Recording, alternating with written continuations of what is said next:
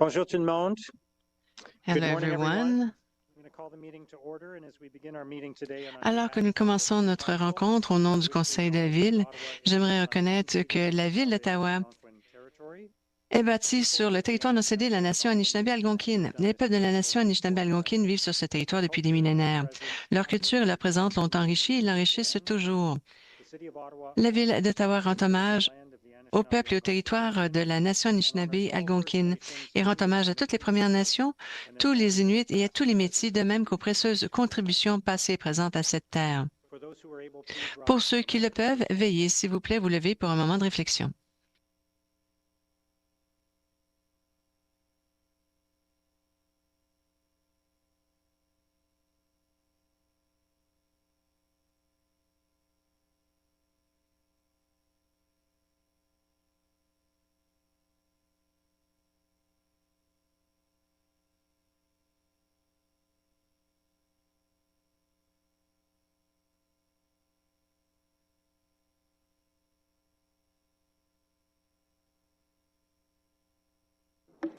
Thank you, merci. Please remain standing Merci. if you're able. Veuillez rester debout si vous le pouvez. Nous allons passer la parole au conseiller Lowe pour présenter le groupe. Alors, il s'agit du groupe de Barrhaven. Ils ont été fondés en 2011. Band composed of over 50 musicians from all ages and walks of life, based in a little community called Barrhaven. But one does not have to be a Barrhavenite to join. The band's mission is to develop and maintain a community-based musical organization dedicated to furthering the development of musical ability of its members. A selection of their music is available at barrhavenband.com/music. Each year, the band puts on 2 major performances at the Les Live Studio at Centrepoint Theatre. The next one is June 7th at 1:30 p.m. Tickets available soon, nudge, nudge, along with regular performances at retirement communities across Barrhaven. This morning, they get to add City Hall to the repertoire. Please join me in welcoming Lynn Dagg, Sharon Flack, Hetty Gutman, Richard Link, Stu McLeod, John Mitchell, Lisa Noodleman, who's also a co-founder of the band, and Doug Parker, led by Associate Conductor Megan Driscoll, who will actually move into the Principal Conductor and Musical Director role in June. Thank you.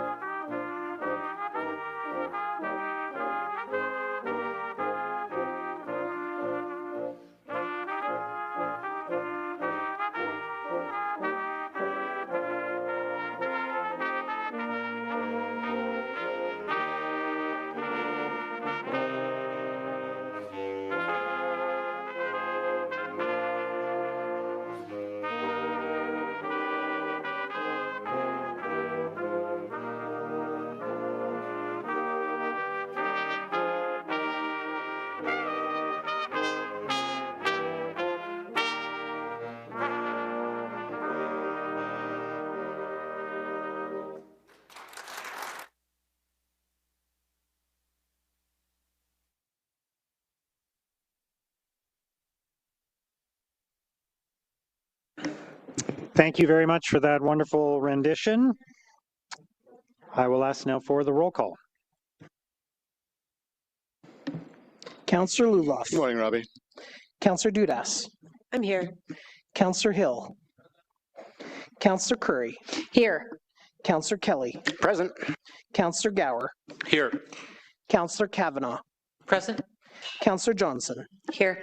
Councillor Devine. Here. Councillor Bradley. Here. Councillor Tierney. Present. Conseillère Plante. Allô. Councillor King. Here. Councillor Troster. Here. Councillor Leeper. Good morning. Councillor Brockington. Here. Councillor Menard. Here. Councillor Carr. Here. Councillor Kitts. Here. Councillor Skalski. Here. Councillor Brown. Here. Conseiller Desroches. Here. Councillor Hubley. Councillor Lowe. Present. Mayor Sutcliffe. Here. Monsieur le maire, nous avons quorum. Merci. You have quorum. Confirmation of minutes from the council meeting of April 8th, including the confidential minutes. Are those carried? Are there any declarations of interest? I'll note the communications on the agenda. There were no regrets filed. Motion to introduce reports, Councillor Leeper. Thank you. That the Joint Emergency Preparedness and Protective Services and Public Works and Infrastructure Committee Report 2, Joint Finance and Corporate Services and Planning and Housing Committee Report 4, Built Heritage Committee Report 31, Emergency Preparedness and Protective Services Committee Report 23, Finance and Corporate Services Committee Report 35A, Planning and Housing Committee Report 63, Transit Committee Report 25, and the reports from the City Clerk entitled Status Update, Council Inquiries and Motions for the period ending April 17th, 2026, and summary of oral and written public submissions for items subject to the Planning Act explanation requirements at the City Council meeting of April 8th, 2026 be received and considered. Item 10 from the City Clerk, 10.1, the status update on council inquiries and motions for the period ending April 17th. Is that received? We will hold item 11.1 from Joint Finance and Corporate Services and Planning and Housing Committee, Build Canada Homes Partnership.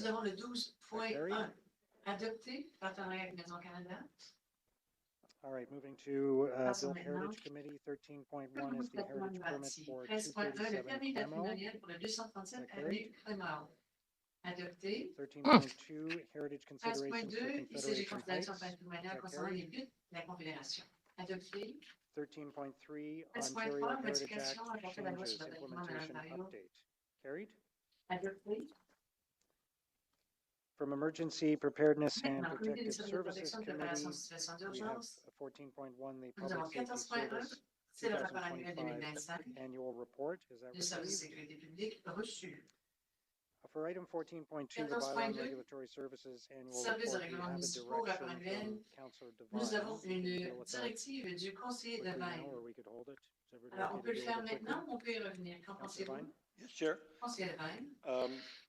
Direction to Oui, staff tout à that fait. council direct Que bylaw le and regulatory conseil demande aux services to services de collaborate with Service réglementation Ottawa et to de determine the most collaborer avec effective Service way to Ottawa pour close trouver la service meilleure requests, façon ensuring de residents mettre understand en whether effet and à how répondre their à certaines request demandes, was que ce soit resolved, que les as résidents well as helping to comprennent reduce si repeat leur service demande calls. a une solution afin Okay, and staff are d'éviter okay tout with that appel direction? répétitif. Mr. Mayor, yes, we are. Thank you. Vous acceptez cette So, directive? is that Oui, item tout à fait. received? Reçu 14.2. Item 14.3 Alors, is the 14.3. motion from Councillor Devine on Ottawa's 14.3, night c'est la motion bylaw. du conseiller Is that Devine. carried? Adopté. 14.4 is the 14.4. motion from La Councillor motion Hill du conseiller on Hill licensing and regulation sur of la délivrance du hardscaping permis de contractors. réglementation concernant Is les that carried? entrepreneurs et services. Mr. Mayor, could I just have 30 seconds on Yep. that? I just wanted to quickly Jean-Laurent, acknowledge Jonathan and the Jonathan, hardscape que Jonathan contractors that we have in the et audience les here today that came out that have done a lot of work over le the last couple of paysagisme months since ont this was beaucoup first travaillé brought into motion depuis la through première our présentation du bylaw sujet services. And I dans le think this is a cadre really des good services de example l'application des of règlements. evolutionary C'est policy un bon development. exemple de The politique city, qui for good évolue. intentions, looked to protect our La residents ville cherchait à from protéger some les résidents predatory things that had happened in de the past. certaines, The disons, bylaw looked to mesures adjust that. The prédatrices. pendulum swung a bit, maybe a bit Alors, too le far in a couple règlement places. essaie de corriger le Industry tir et identified peut-être some of sur those l'année un peu concerns, trop loin. raised those to Les council, gens to du the mayor's secteur ont office, souligné to certains staff. Some problèmes good et lui ont conversation over the amené last couple of weeks since de committee on en this topic. discuter And I just avec want le to bureau say a big du thank maire. you to our Nous hardscape avons des industry rencontres. folks that came out Alors, j'aimerais to work hard remercier in order to get to a better tous policy. ceux So qui thank you very much for your time.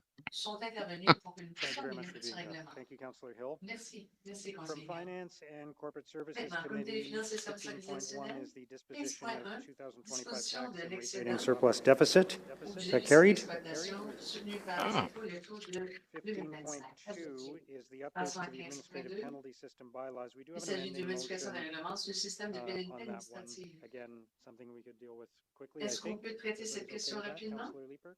Conseiller Leeper. Thank you very much, Mayor. Merci beaucoup, Over Monsieur the le course Maire. of FinCo meeting at which we first considered this, I asked those residents whose first notice of having Nous gotten sommes a ticket, aperçus maybe their ticket blew off the windshield, was when que they une personne got a est late perdue fee, sur by sa which time the contravention, opportunity to possiblement ask que for a la review was contravention était over. partie au vent.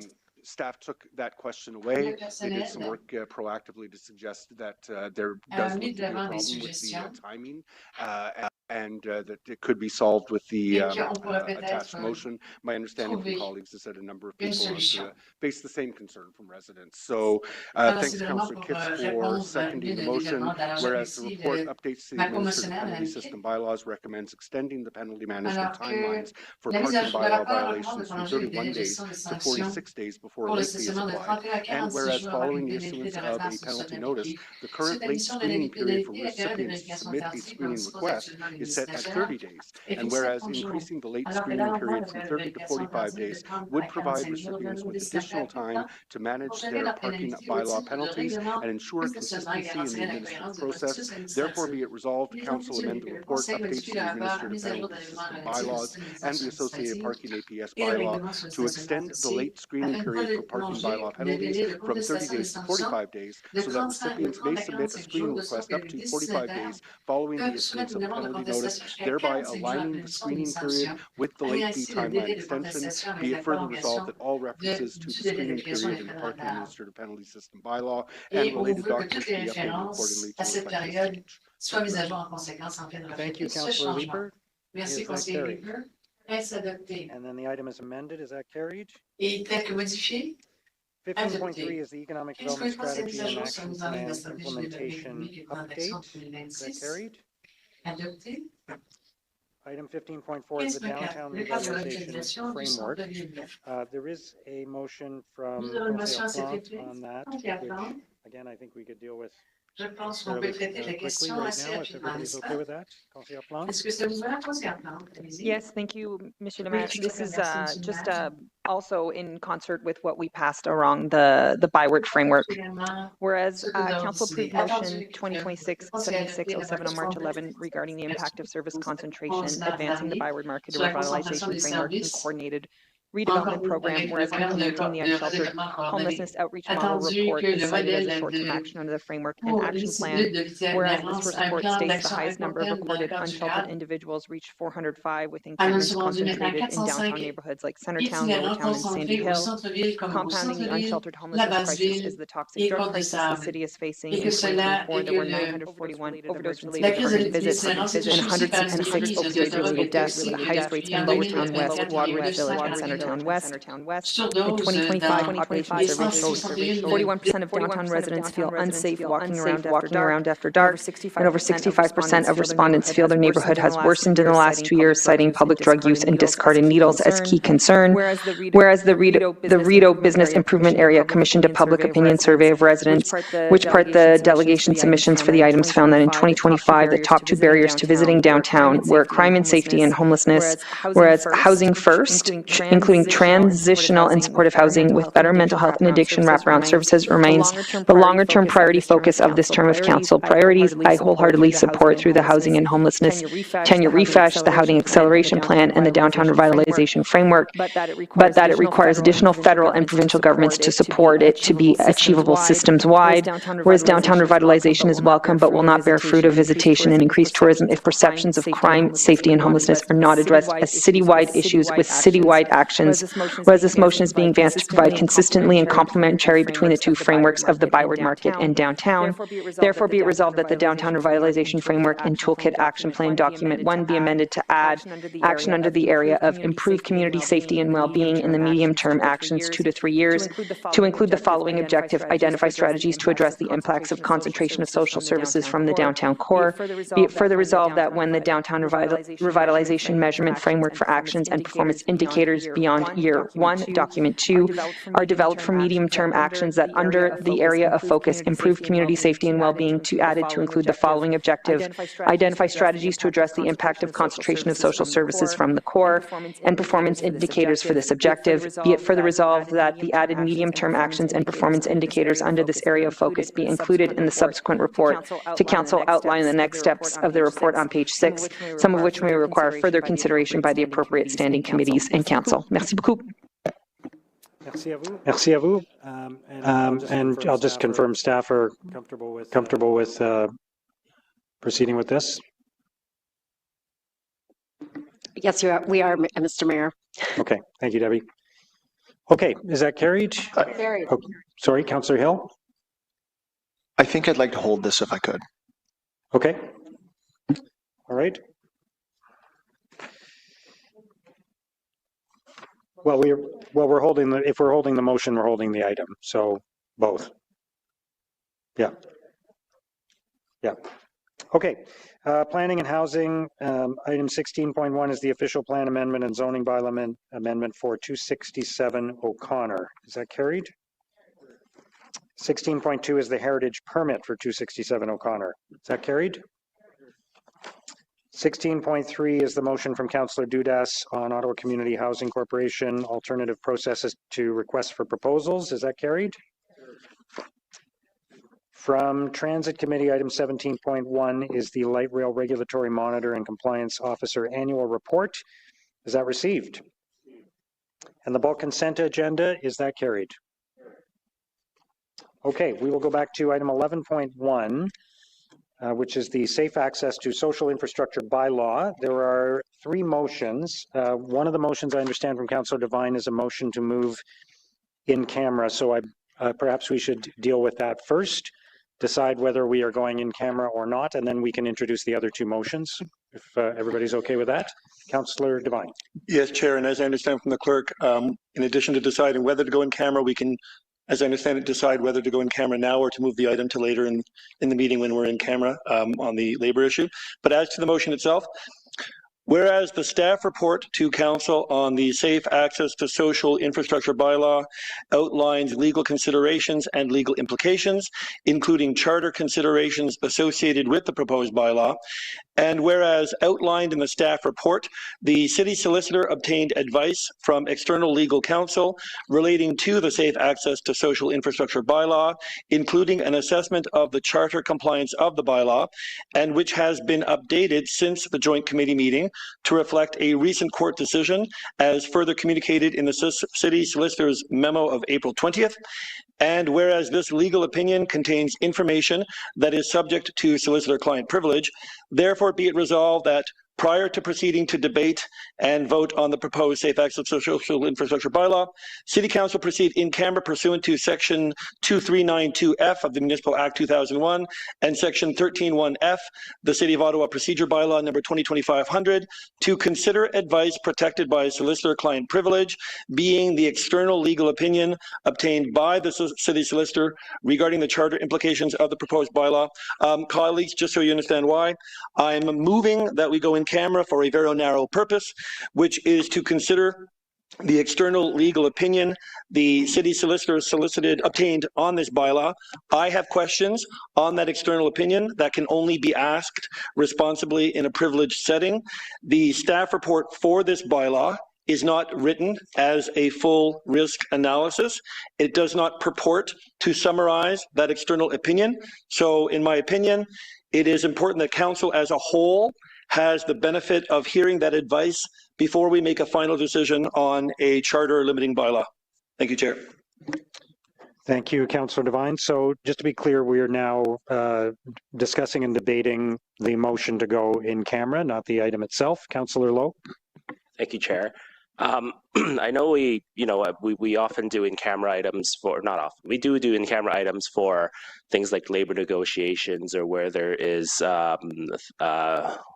technical information, I think, whatever we call it. Is it your opinion, I'm guessing City Solicitor, that that this warrants, that this would warrant this? Mr. Mayor, both the procedure bylaw and the Municipal Act provide that council may go into closed session to discuss matters that are subject to, for example, solicitor-client privilege. There are a number of other exemptions or reasons why council may go into closed session. Ultimately, though, Mr. Mayor, it's council's determination of whether or not you wish to proceed into closed session.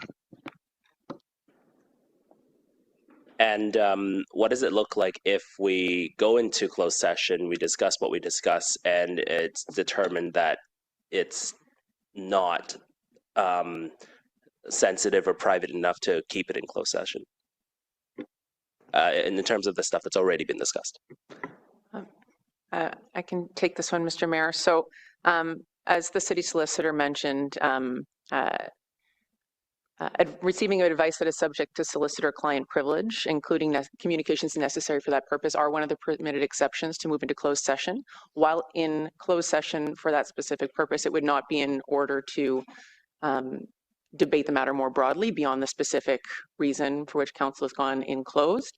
There is always the opportunity that any individual could submit a closed meetings investigation request to the Integrity Commissioner if they believe that a meeting has been improperly closed.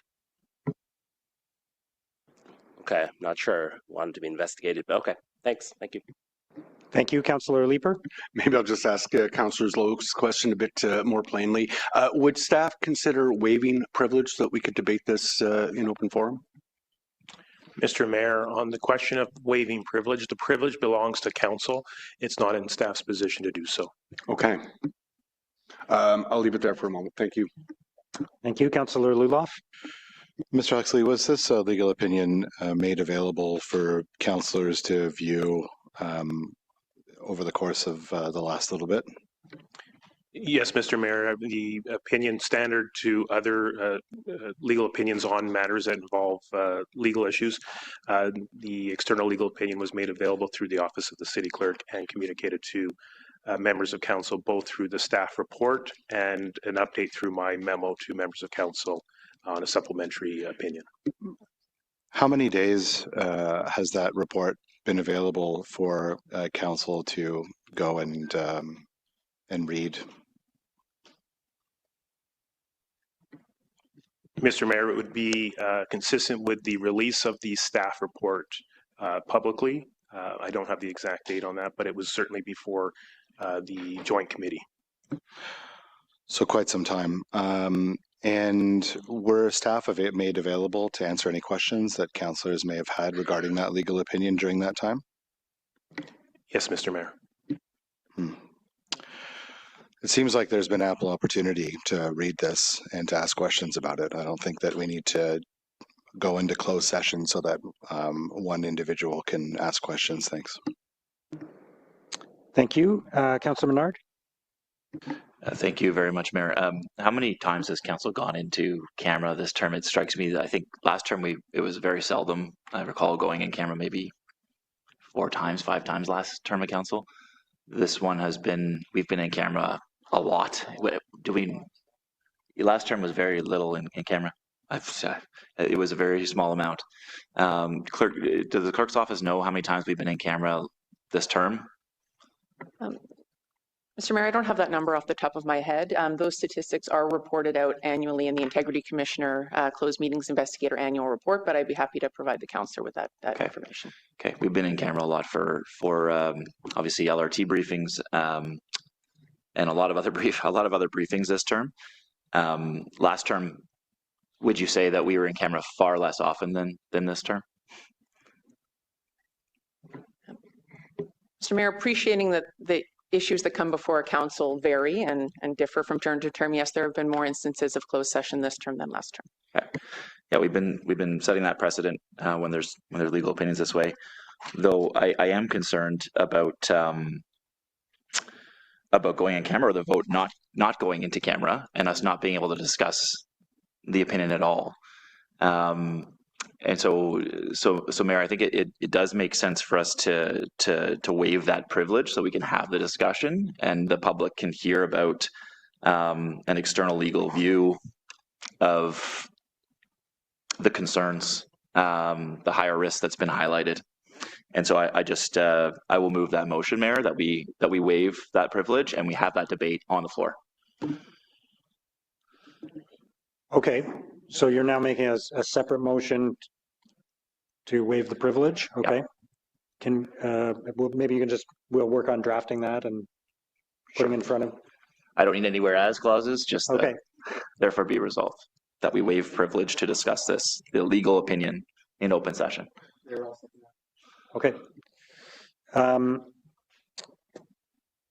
So does this supersede the motion to go in camera then effectively? So are we now?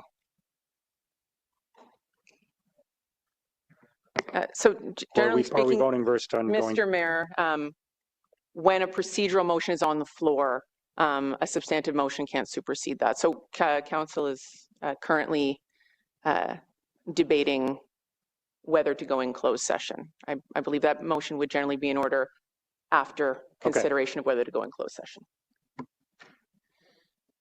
Okay, so Councillor Menard, we're going to continue the conversation about whether to go into closed session. Once we've made a decision about that, we can then, you could then introduce that motion. That sounds good. Thank you, Mayor. Okay. Councillor Hill. Thank you, Mr. Mayor, and I appreciate the clerk's office making this available. I have had the opportunity to go down to read it substantively, and I've also had the opportunity to ask a series of questions to the relevant staff, legal and bylaw, et cetera, on this issue. I think what's important to splice out here is language that I just heard from the previous councillor, that he's concerned that we can't discuss this legal opinion at all. And I don't actually think that's the case. I think the issue here that will put this in camera is issues that would be relevant to litigation, issues that would protect the city as a corporation as we look at our legal position as it pertains to this issue.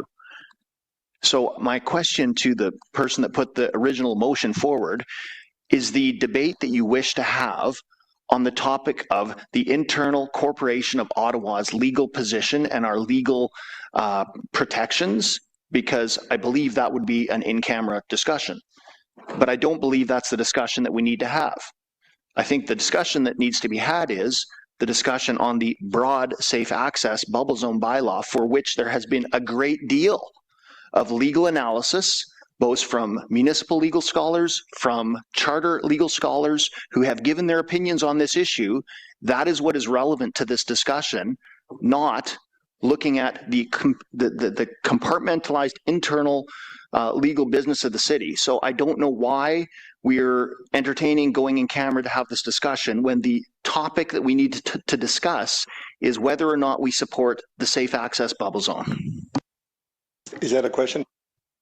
No, I don't believe that was a question, but you have an opportunity to wrap up on the motion after other speakers anyway. So you could speak then. Thank you, Councillor Bradley. Thank you so much. I just have a quick question. I also had the opportunity to read the legal update as well.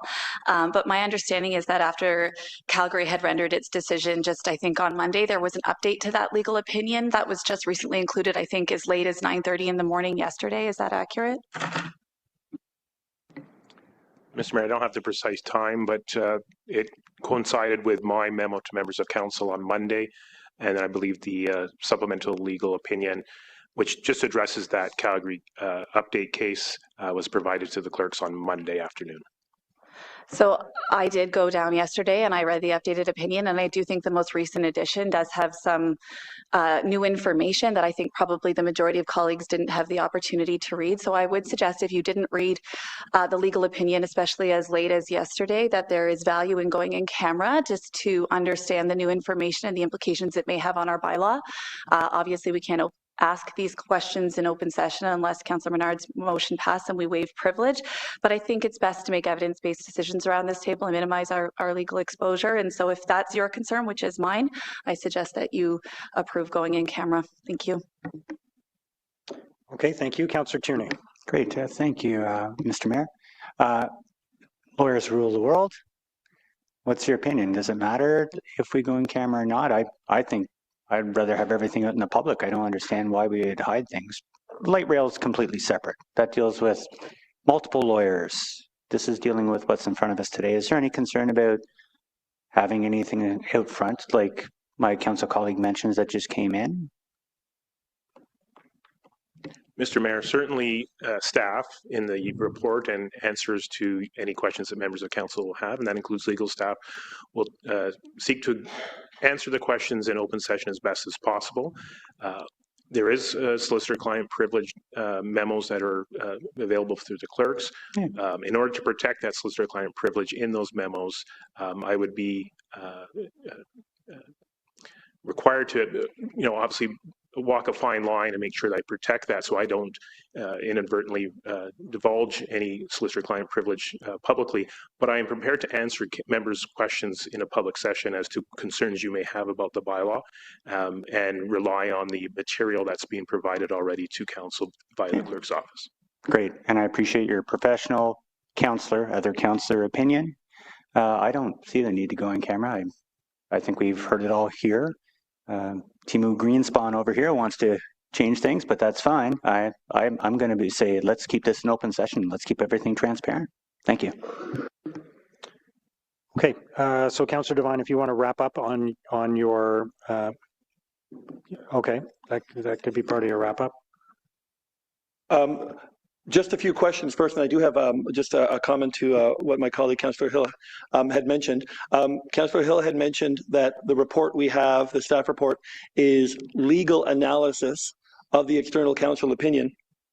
Having read the opinion twice and the report multiple times, can legal confirm whether the staff report clearly conveys the external legal opinion's depiction of risk, or whether counsel would have to review the opinion directly to understand that external analysis?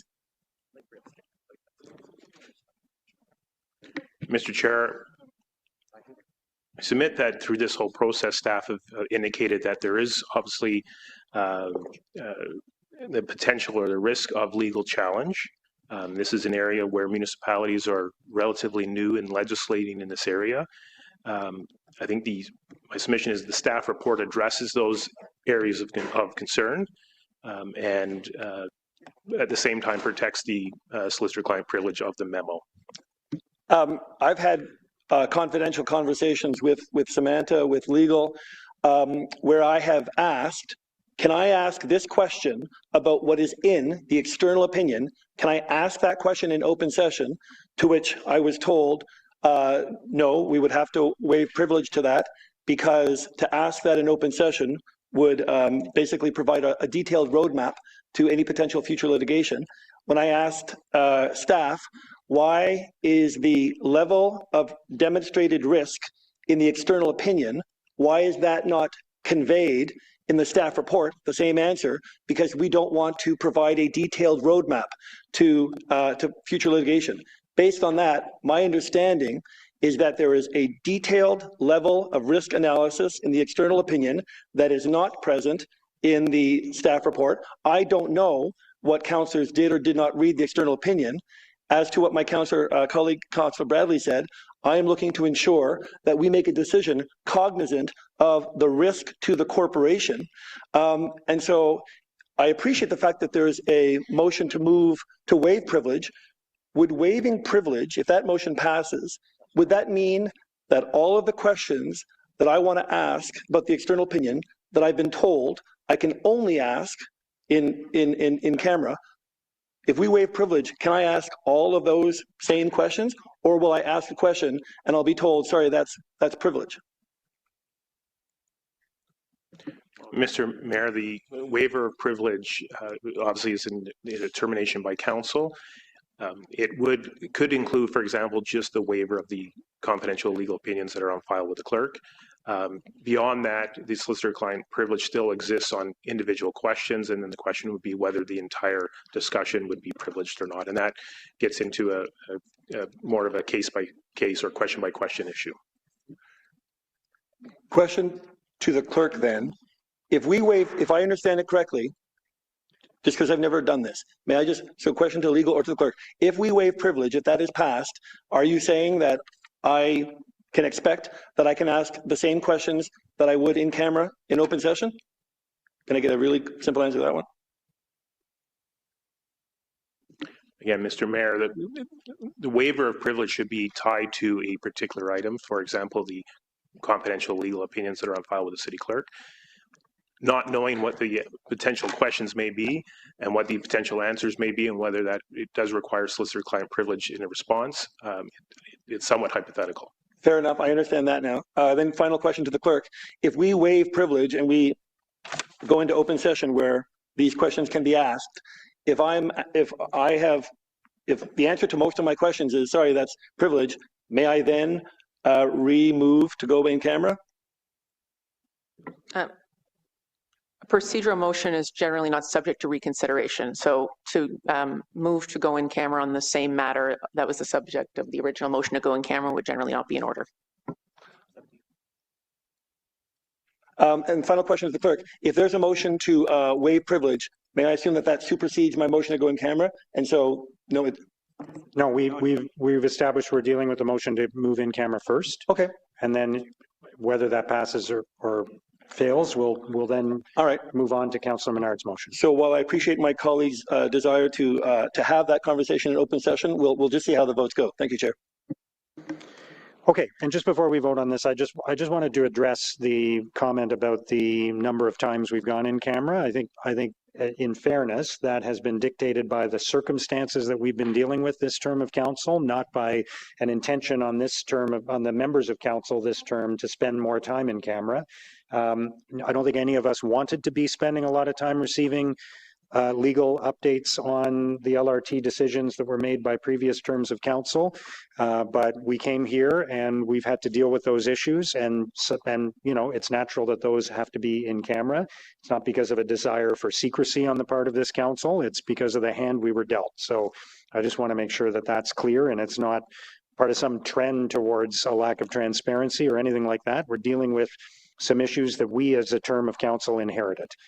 All right, let's have a recorded vote on the motion to go in camera, please. Councillor Kelly. No. Councillor Luloff. No. Councillor Bradley. Yes. Councillor Kavanaugh. Yes. Councillor Carr. Conseillère Plante. No. Councillor Brown. No. Councillor Lowe. No. Councillor Brockington. No. Councillor Menard. No. Councillor Skalski. No. Councillor Johnson. Yes. Councillor Tierney. No. Councillor King. Yes. Councillor Dudas. No. Councillor Leeper. Yes. Councillor Gower. No. Councillor Troster. Yes. Councillor Curry. No. Councillor Hubley. No. Councillor Devine. Yes. Councillor Hill. No. Councillor Desroches. No. Councillor Kitts. No. Mayor Sutcliffe. No. 7 yeas, 17 nays. Okay, thank you. So, Councillor Menard, I don't know if you want to read this motion. I think you already kind of did, but go ahead if you'd like to, and feel free to speak to it as well. Yeah, thank you, Mayor. It's therefore be resolved that Council waive privilege to consider the confidential legal advice on the matter in open session held on file with the City Clerk. There are varying opinions within those confidential legal files, some from external counsel and others we've heard from our own legal team in open session. The breadth of those discussions are currently playing out as we speak in different municipalities, in courtrooms across the city. This is not something that is courtrooms across the country. It's not something that is germane to our own council. This exists everywhere right now in these discussions in different cities. And so the advice that's in there right now is very, very important to the discussion that we're having today on whether or not to implement bubble bylaw or no dissent zones. So I will leave that on the floor. We've heard we want to have this open discussion with that this should be out and open, and I agree. Residents deserve this given the discussion and debate around the social infrastructure bylaw. Thank you, Mayor. Okay, just before I go to colleagues' questions on this, maybe we could just ask for an opinion from our Chief Legal Officer on or just to, what the benefits and drawbacks of waiving privilege would be, or what the impacts of waiving privilege would be. If you could just offer some thoughts on that and your own opinion on whether that would be in the city's best interest.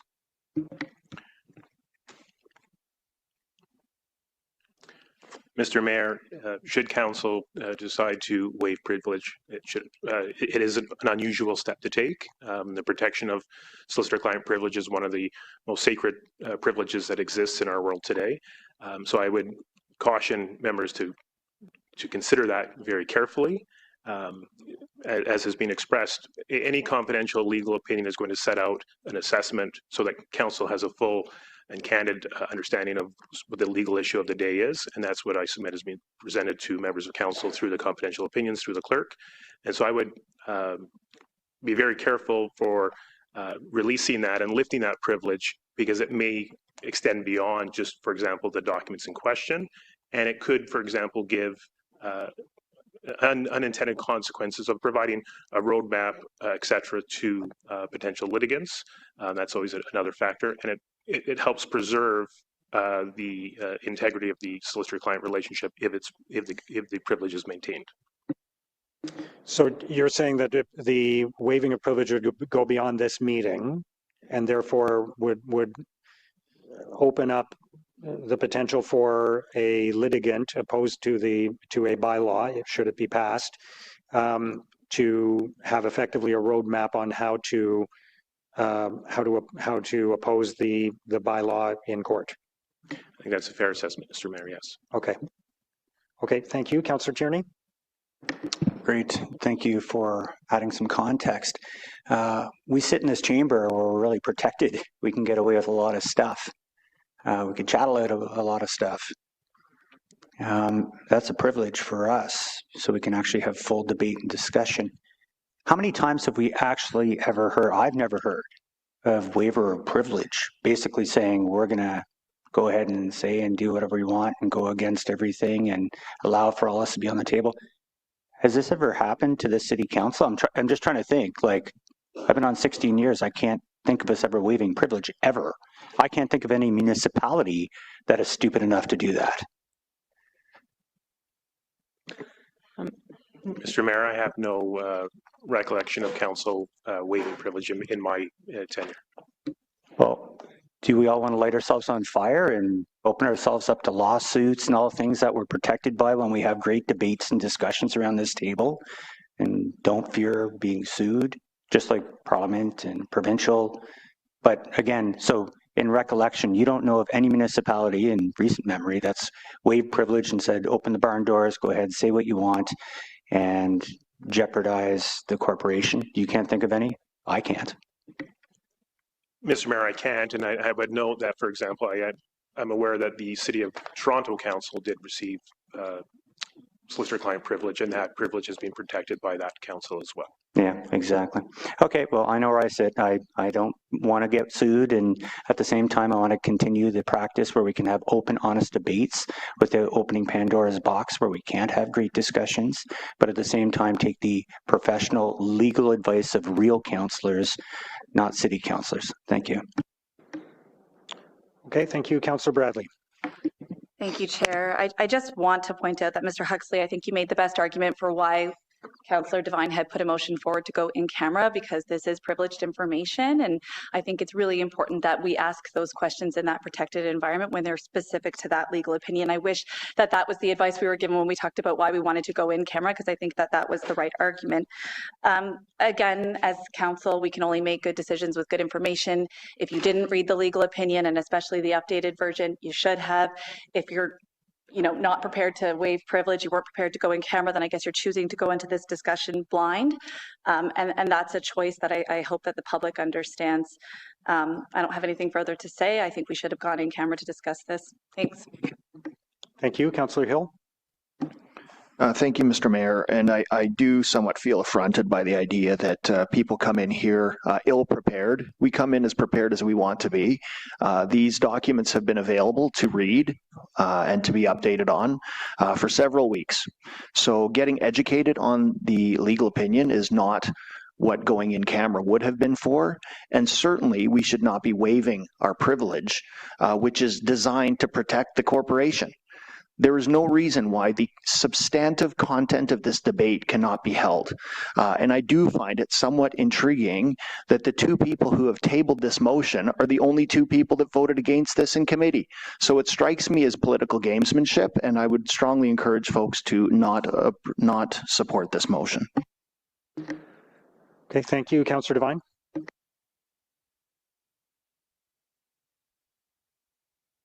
Thank you, Chair.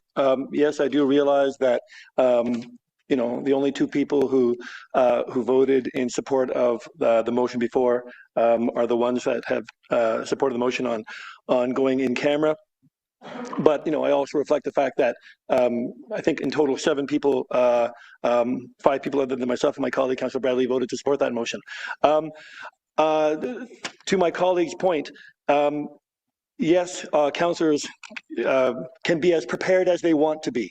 And I would like to think that we all want to be as prepared as possible. It is of my opinion that I don't believe that the specificity and the detail of the external opinion was conveyed in the staff report. Yes, I agree with my colleague, Councillor Hill. We have enough information to debate the objectives of the bylaw. I do not believe we have, I'm going to wager that a minority of councillors have read the opinion. I do not believe that in our responsibilities of stewardship and oversight of the corporation, I do not believe that we have, a majority of us, enough information to accurately weigh the risk to the corporation. If anyone who has read the opinion does not nod their head when I say it speaks to significant risk that you would not know of, Mr. Mayor, I do believe this is starting to get into content, so I think that this is inappropriate. Thank you, Chair. Thank you. Okay. Okay, did you, Councillor Menard, I'm assuming you want to wrap up on this? Yeah, fair enough. I just have one question before that. And just, if this motion to waive privilege were not to pass, what would be the scope of questions that councillors could ask in open session after that? Could they ask questions that pertain to the city's legal position, and what would you be able to answer in those circumstances? Mr. Mayor, I think that would be fair questions for members of the council to ask about those potential risks, subject obviously to my guarding of any release of solicitor-client privilege. Okay, so those questions would still be possible, but your answers would protect the privilege of the city in those circumstances. Yes, Mr. Mayor. Okay, thank you. I just wanted that clarification. Councillor Menard. Yeah, Mayor, obviously I put this forward to have some discussion about it, and I did so because we are speaking out of two sides of our mouth with respect. We are at the same time saying in the report that the so-called safe access bylaw carries some risk of legal challenge. The proposed bylaw has been developed with careful attention to charter rights and the requirements of Section 1. The measures help ensure impacts on charter rights are kept to a minimum while still protecting safe access. This is what the staff report says. If we have no concerns about that, and this is what the staff report says, that there should not be concern, then there is no reason not to discuss this in open session. I think it's very clear. There's two different things being discussed here. One is, okay, we don't want to get more any information in closed session. That's one opinion. And the second is we don't want to open it up to potential risks for the city. But in the staff report, we're saying there's relatively low risk for the city. We're saying that it's been developed with those regards. The legal opinion that's there, I would question that. And if we're questioning that, then we should be doing this in open session. If the report is so clear that there is no issue with the bylaw, no legal issue with the bylaw, we're good to go, we're meeting those charter challenge issues, then debate it in the open. But you won't do that. You won't do it because you know there's legal issues with this. You know there's a concern on the charter, so you won't debate it out in the open. Mayor, I will withdraw this motion, but it is clear in this room that we are speaking out of both sides of our mouths when we're talking about this. Thank you. So are you withdrawing the motion? Okay. I believe you have two other motions, or sorry, you have one other motion to introduce, Councillor, on the item. Now we're going to move to the motion. There's a motion from Councillor Devine, a motion from Councillor Bradley.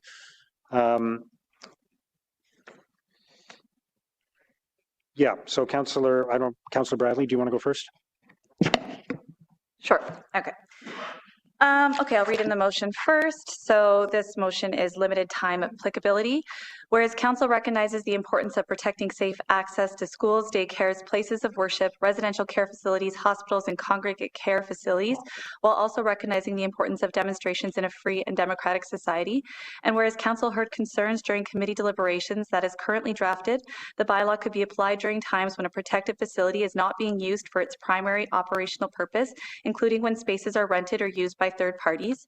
And whereas the City of Toronto Safe Access Bylaw in Section 743-55B2 limits the operation of its prohibitions to periods where the protected premises are being used for their intended primary purpose.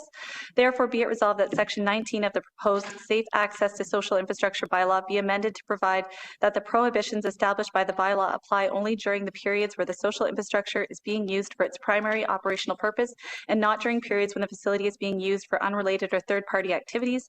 And be it further resolved that staff be directed to make any necessary conforming amendments to ensure this limitation is clearly and consistently reflected throughout the bylaw. Sorry, I'm getting over a cold. So colleagues, I want to start by saying I understand the intent of the Safe Access Bylaw. We all agree that people should be able to access essential services, schools, healthcare, places of worship safely and without intimidation. At the same time, we also have a responsibility to uphold the right to lawful, peaceful demonstration in a free and democratic society. This motion is about balance and clarity. It ensures that the bylaw is applied as intended, protecting access to essential social services without unintentionally restricting activity beyond that scope. Through committee discussions and public delegations, we heard the concern that the bylaw could apply even when a facility is not being used for its primary purpose. For example, when a space is rented or used by a third party.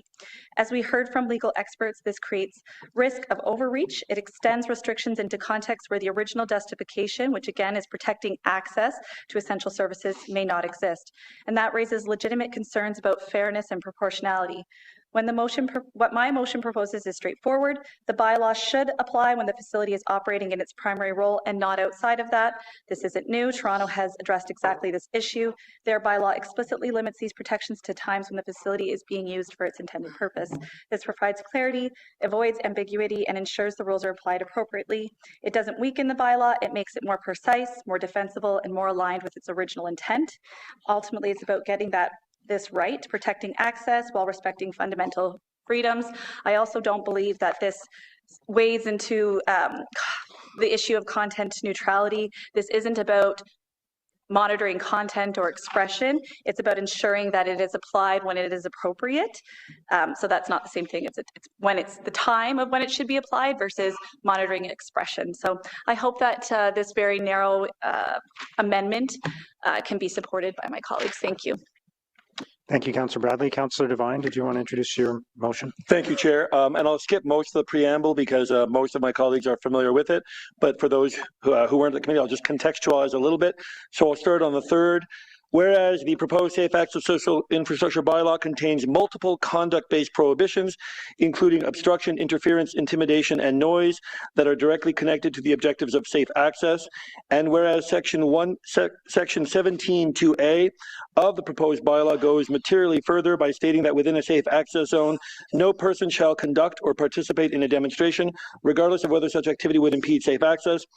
And whereas safe access bylaws adopted in other Ontario municipalities regulate specific forms of harmful conduct or targeted expression that impede access, while the proposed Ottawa bylaw prohibits demonstrations or protests as a category within safe access zones, regardless of conduct, blah, blah, blah. Therefore, be it resolved that the Safe Access to Social Infrastructure Bylaw be amended by deleting the content of Section 17(2)(a), thereby removing the prohibition that no person shall conduct or participate in a demonstration within a safe access zone. Did you want to speak to that at this point? Okay. All right, so I will open it up now to questions and comments on the two motions and the item as a whole. So open everybody on that. Councillor Hill. Thank you very much, Mr. Mayor. I will start by saying what we heard in committee was an outcry from our communities, our minority, vulnerable communities, for help.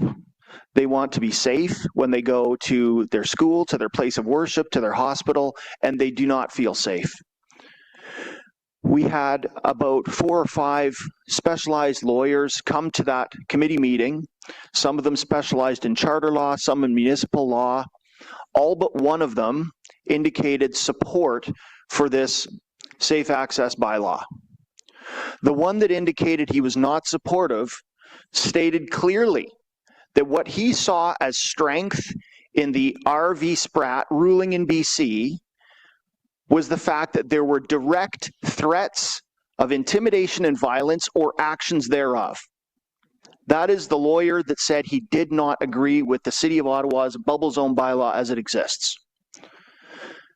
But in the number of delegates that we heard following, we heard from about 10 different Hindu communities that had identified specific actions that had taken place, violent actions that had taken place outside of their temples in a protest.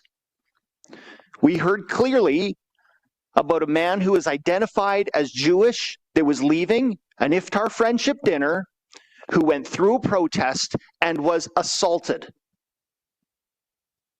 So the strength of RV Spratt is in the actual intimidation and violence, and that is existent. That is the case. We have heard that from our community. We've heard that from our minority communities who don't feel safe. And colleagues, this is the right thing to do. To speak to the motions, if we start getting into third-party policing, this goes right back to what we discussed a year ago. Are we interested in our police, in our bylaw, in our city staff, determining the viewpoint neutrality of an organization? The strength of this bylaw that was created is the fact that it's content neutral, and it needs to remain as such, because that's the reason why it will pass on charter scrutiny. So colleagues, this is completely aligned with case law, RV Spratt. There is strength in this argument, and I would strongly encourage you all to support our community who just wants to be safe and support this bylaw. Thank you very much, Mr. Mayor. Thank you, Councillor Hill. Councillor Menard. Thank you very much, Mayor. Dissent is fundamental in our society. It is Canadian. It is Ottawan more than any other city in the country. Protest and dissent are fundamental on the unsurrendered lands of the Algonquin and Anishinaabe people, and that applies to the institutions the city is about to ban dissent from today. It is currently illegal to block safe access to a place without this bylaw. To my colleague that's getting out of their seats, I listened to what he just said. Those actions are crimes. They are illegal. This bylaw will not address those. That's already on the books and available should incidents of blocking safe access occur. It would be naive to think that this restriction of free speech and dissent is about safe access. This is not what it's about, in my view. No, this is about silencing dissent, where legitimate, peaceful assembly is both necessary, sometimes uncomfortable, and essential. The deplorable conditions for older adults in some long-term care homes, the sale of weapons of war that kill children, the cutting or reorienting of education funding announced so often in our schools, residential schools, and abuse of church power. The city is about to ban dissent of these things for more than half a football field of the very institutions and actors that require checks and balances in a healthy society. They should hear the concerns of people in public and close to public infrastructure near those institutions. How much further will it go in the future? What other buildings will be added to the no dissent zones? Embassies, community centers, libraries, Lansdowne Park? You could make the same case for many of these institutions. It is already bad enough that this bylaw would apply no dissent zones to potentially any event in the city, no matter how offensive or no matter how much it targets vulnerable communities, as long as that event was in the particular building that applied, even if completely unrelated to the building's main purpose. Ridiculous. Cities aren't doing this. This is unique to Ottawa. Worse, it's banning vigils, potentially lone t-shirt wearers, and places of undue power to the building owner in regulating the public right away. Will standing in the football field space and wearing a pin, like I'm doing today, which means different things to different people, also be banned if the owner of the building calls for enforcement on me because the pin makes them feel uncomfortable? Unclear, just like the t-shirt question. It would also ban counter-protests in those spaces. You know, the counter-protests that were so important in our city in getting action during the convoy occupation, the things that changed the course of that occupation, the counter-protests. It will spend a significant amount of money defending itself, this city will, in a constitutional battle, I'm sure of it. And for what? For a very bad solution to a problem that already has laws on the books to deal with. It is telling there are no examples since we first discussed this of other incidents that are occurring. This is not occurring often. This is a drop in the bucket compared to the real issues out there, yet we're spending all this political capital and upsetness debating something like this. My colleague mentions actual crimes, which are on the books. This is not that. And we hear so often from people mentioning actual crimes, which police have responsibility for and enforce. So I will be voting against this, Mayor. My community does not want it. And I'm really sad that we're in this place today. Thank you. Thank you, Councillor Menard. Councillor Devine. Thank you, Chair. Dear colleagues, we all share the same goal of safe access. No one here, no one in this chamber supports or wants to see obstruction, harassment, threats, but that is not the real choice before us today. The choice is whether we protect safe access by targeting harmful conduct or whether we protect our comfort by banning protest itself, because as written, this bylaw prohibits demonstrations as a category inside safe access zones, not because they block anyone, not because they obstruct or target one, because that protest is visible and nearby, because it is too close for comfort. The peaceful protest that I and two of my colleagues participated at a high school over speed cameras could be illegal. A husband and wife standing across the street from a place of worship, the husband's holding a candle, singing a protest song, the wife is holding a sign that says "End the War," that could be illegal.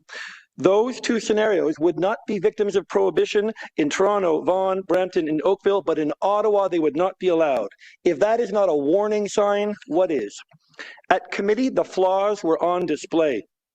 Staff conceded absurd consequences. The legality of a parent wearing an anti-government t-shirt while picking up their child would have to be assessed on a case-by-case basis. General Manager Perot tried to alleviate our concerns by claiming that an enforcement officer would be able to distinguish legal from illegal by somehow determining the t-shirt wearer's primary intent. Delegates overwhelmingly raised concerns, including experts in constitutional law who gave us clear warning. Lawyers like Paul Champ, who now might even one day soon be taking us to court, although he'd probably prefer not to, because that is not what he wants the nation's capital to be. None of that was enough because fear has become a shortcut. Because if violence happens somewhere else, then potential violence exists everywhere. Once that premise takes hold, evidence stops mattering, fear becomes policy.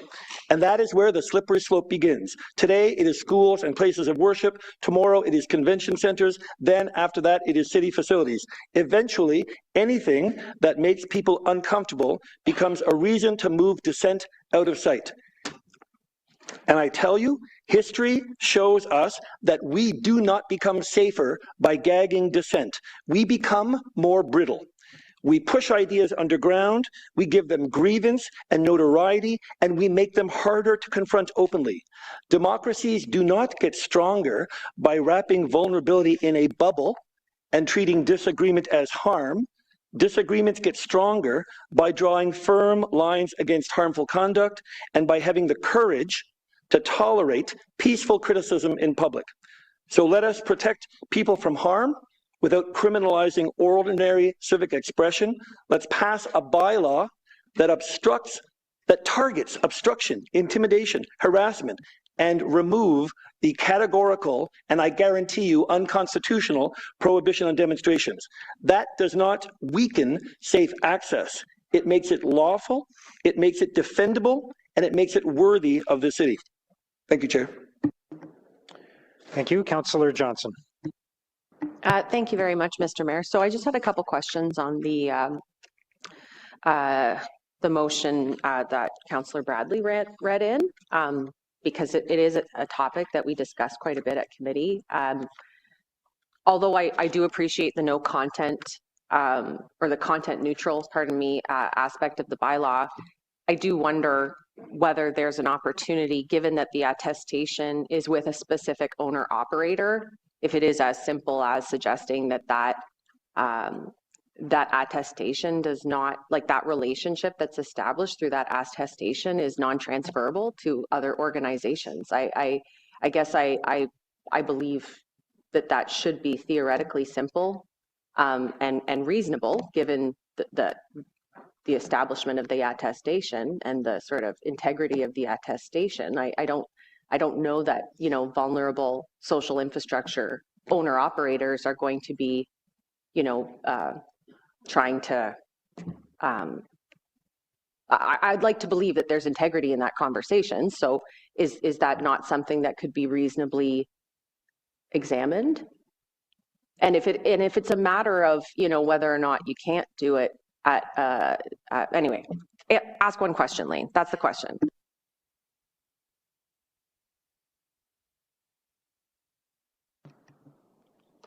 Mr. Mayor, thank you for the question. I recognize that the councillor is raising the question of attestations as it would apply in the context of this bylaw. And so the bylaw currently contemplates that an attestation would be provided by an owner of of social infrastructure, saying that the content prohibited in the bylaw is they have a reasonable apprehension that will constitute an obstruction or an obstacle that will impair access to the facility. And so it's not currently contemplated as anything that would necessarily regulate their conduct. It's evidence of the risk that's being that's being identified. Okay. And I would ask Mr. Perot if he has anything to add. Well, thank you, Samantha. Mr. Mayor, I guess the only other item that I would add with respect to this is just the operational risks that we would be faced with, just in terms of our enforcement officers would now then be required to determine how a space is being used, you know, whether it's being rented or for whatever purpose. So just boots on the ground in practice, it would create some operational challenges for our enforcement officers. I'm just looking over to our enforcement officers to see if there's anything that they would add further. Thank you, Ryan. Mr. Mayor, and I would have to agree, when it comes to boots on the ground having to determine in real time if it's a third party using that space or if it's being rented, it just brings operational challenges and could bring on inconsistencies with the enforcement of this bylaw. Thank you. Okay. Oops, wrong one. Hey, sorry about that. So yeah, no, I certainly do appreciate that. I know the work we've done over the last 2 years to try and get this bylaw to a place where we essentially remove most all subjectivity. And we now are in a place where the bylaw is essentially a ruler. And I think that has been a place where we can land, and then the courts can decide whether or not that meets constitutional challenges. I'm actually less wrapped up in that conversation today because I feel like we hashed that out quite a bit a year ago. I guess I just, I do wonder, like, we're using this example of the t-shirt, and that the, you know, bylaw are going to have to go in and assess this t-shirt story, which frankly, I'm not entirely convinced by either. But would you agree that there will still be, in theory, some evaluation of what is being called into question in a safe access permit, in the context that we've heard. And so I guess I just wonder in this case, what we're asking is perhaps a little bit more examination or onus on the operator of the bylaw or who applied for the safe access versus, you know, all just on the people that are on the demonstration side. I guess it's just, to me, it's like we're going to be asking for people on the demonstration side to prove a case here and there, probably either way, because we're now going to be limiting a behavior. Is it not reasonable to suggest that an owner operator might be subject to the same kinds of questions if we feel that on that side that the permit is not being used in good faith? I guess is my question.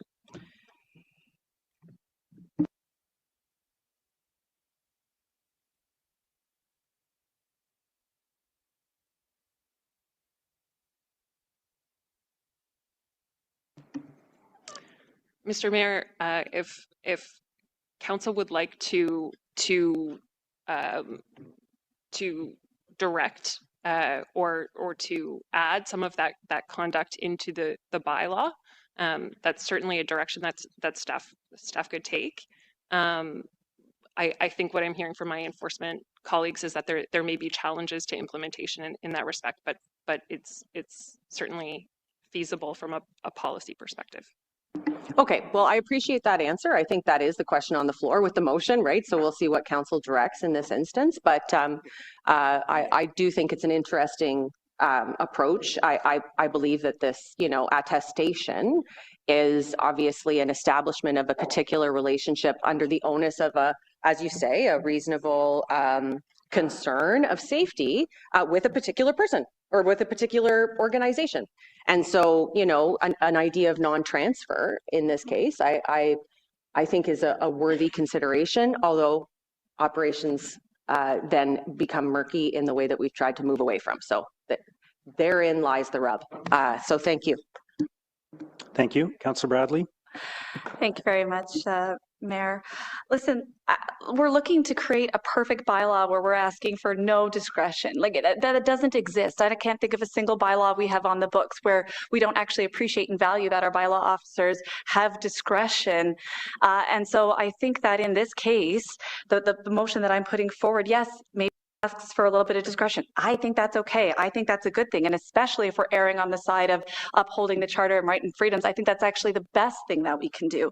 And I guess my question is this bylaw, is the intent of this bylaw to ensure safe access to vulnerable infrastructure? Thank you, Mr. Mayor. And the intention of this bylaw, Councillor, is really about safe access to these sites.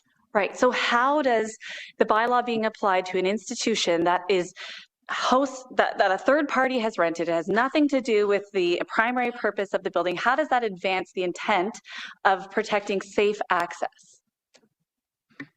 Mr. Mayor, and again, Councillor, this really, I understand what you're trying to say here, but there are also operational challenges for the officer itself when it comes to these safe access sites, if people are within that 50-meter zone.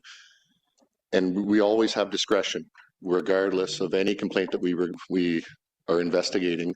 And we always try to start with education first, asking individuals to respect the 50 meters. And, you know, if they comply, then that issue is resolved at that time. So there is always discretion. And I guess that was more of a legal question, right? So in terms of the Oakes test, the goal is minimal impairment. Minimal impairment. Is there another way? Have we explored other ways to achieve safe access? And did we ensure that the way that we chose had minimal impairment? And so when I look at a facility that has public rentals that could rent it to anyone, why then would the same protections of the safe access bylaw apply to that facility when it's not being used for that purpose? And would that be considered minimal impairment on people's expression of their charter rights? Like, I think no. Mr. Mayor, thank you for the question. So I spoke to this a bit at committee, but there are a variety of tools that municipalities have employed to minimize impairment. Some municipalities have chosen to do that through regulating content. the tools that we have applied here, that we are bringing forward, include the notice-based enforcement, include the limitation of a distance that allows demonstrations to be seen and heard, that is time limited, and where, again, it's an education-based approach and a potential for fines. So that is how we have sought to limit it here. Ultimately, you know, I leave it to you and your colleagues to decide whether that's the appropriate balance. What we are confident that what we are bringing forward has sought to strike the balance that permits safe access to social infrastructure while allowing demonstrations to be seen and heard at the facilities that are the object of those demonstrations. Right, and I guess my concern is that, sure, when that building is being used for its primary function, then the bylaw would apply, and that those individuals accessing that building for the purpose of its primary function benefit from the safe access bylaw. When that building is not being used for its primary function, the building and those accessing the building should not be afforded that same safe access bubble, because it's a completely separate. I think actually in a call I had recently, there was an example of Elon Musk wanted to rent a church. Is that protected, right? So like there are many examples where these facilities are rented by individuals who have nothing to do with the primary purpose. And I guess I take issue with saying and I guess, sorry, I shouldn't characterize it that way. I believe that this still allows us to be content neutral with this amendment. I think this is about scope, and scope and neutrality are not the same thing. And so this is about when the bylaw applies versus the type of content. So it would not apply when the facility is being rented out by a third party. That is not regulating content. That is about scope of the bylaw. So I think we would still be able to maintain our content neutrality while approving this motion. We're not distinguishing between types of expression. We're ensuring it's tied to its stated purpose, which is safe access for vulnerable infrastructure. So I really hope people can keep that in mind. In my opinion, this amendment doesn't undermine the content neutrality. It reinforces that this bylaw is targeted, purposeful, and appropriately scoped. So I really encourage my colleagues to support this. Okay, thank you. Councillor Tierney. Great, thank you. And I want to thank our amazing people in bylaw as well as Ottawa Police Services.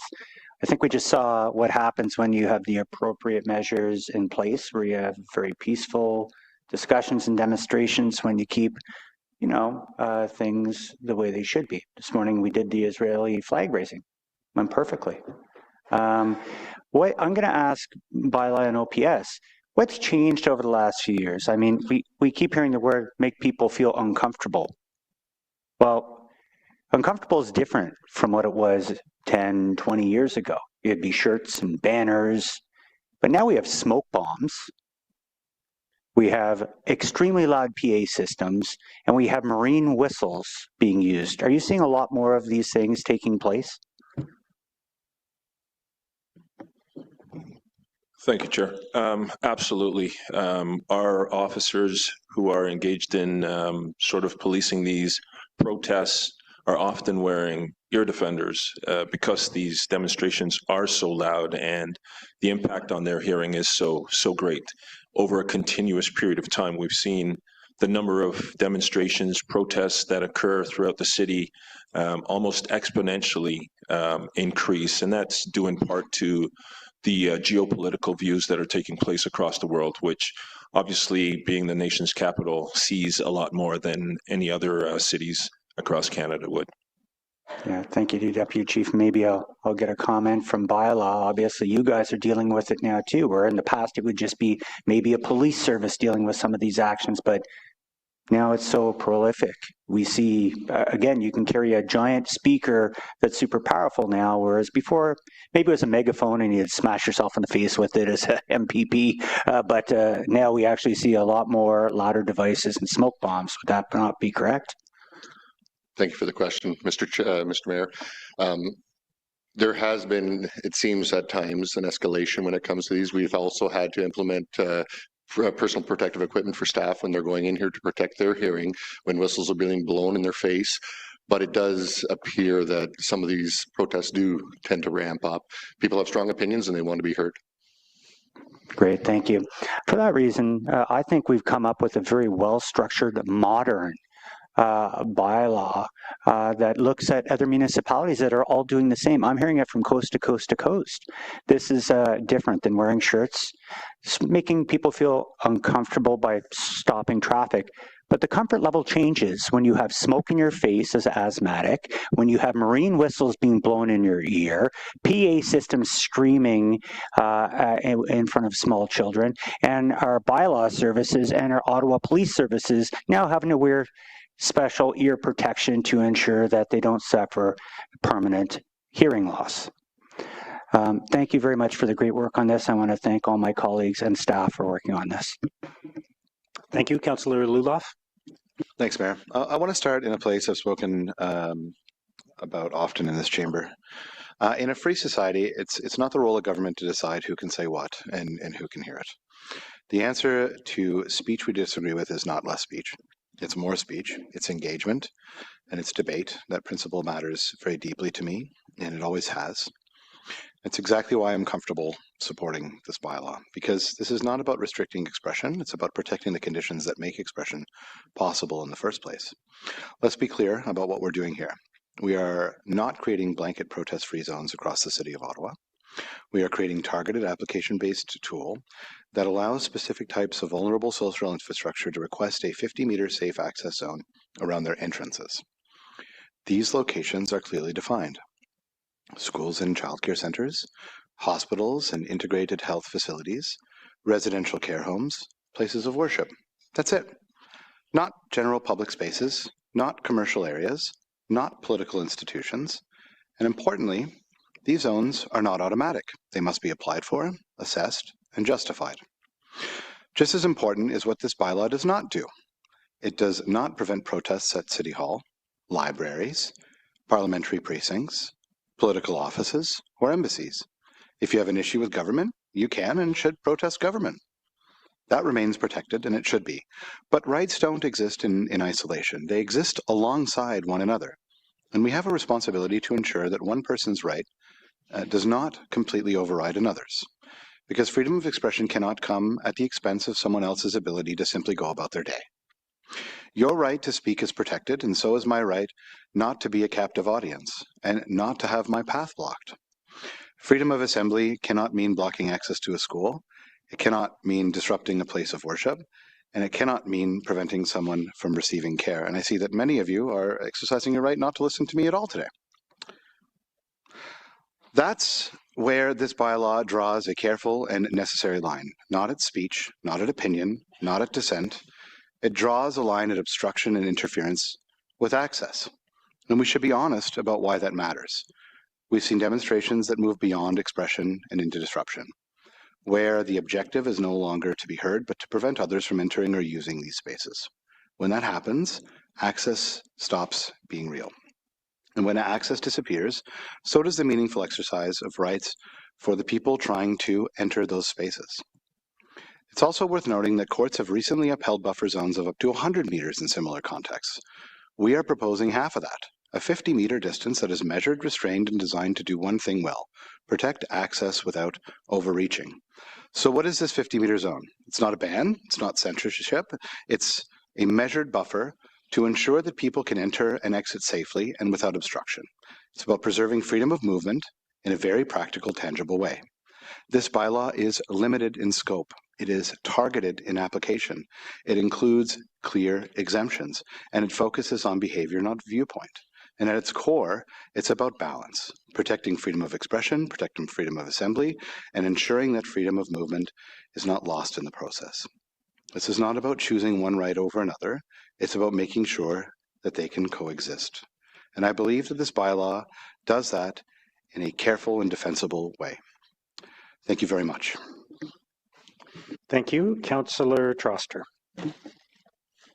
Thank you, Mayor.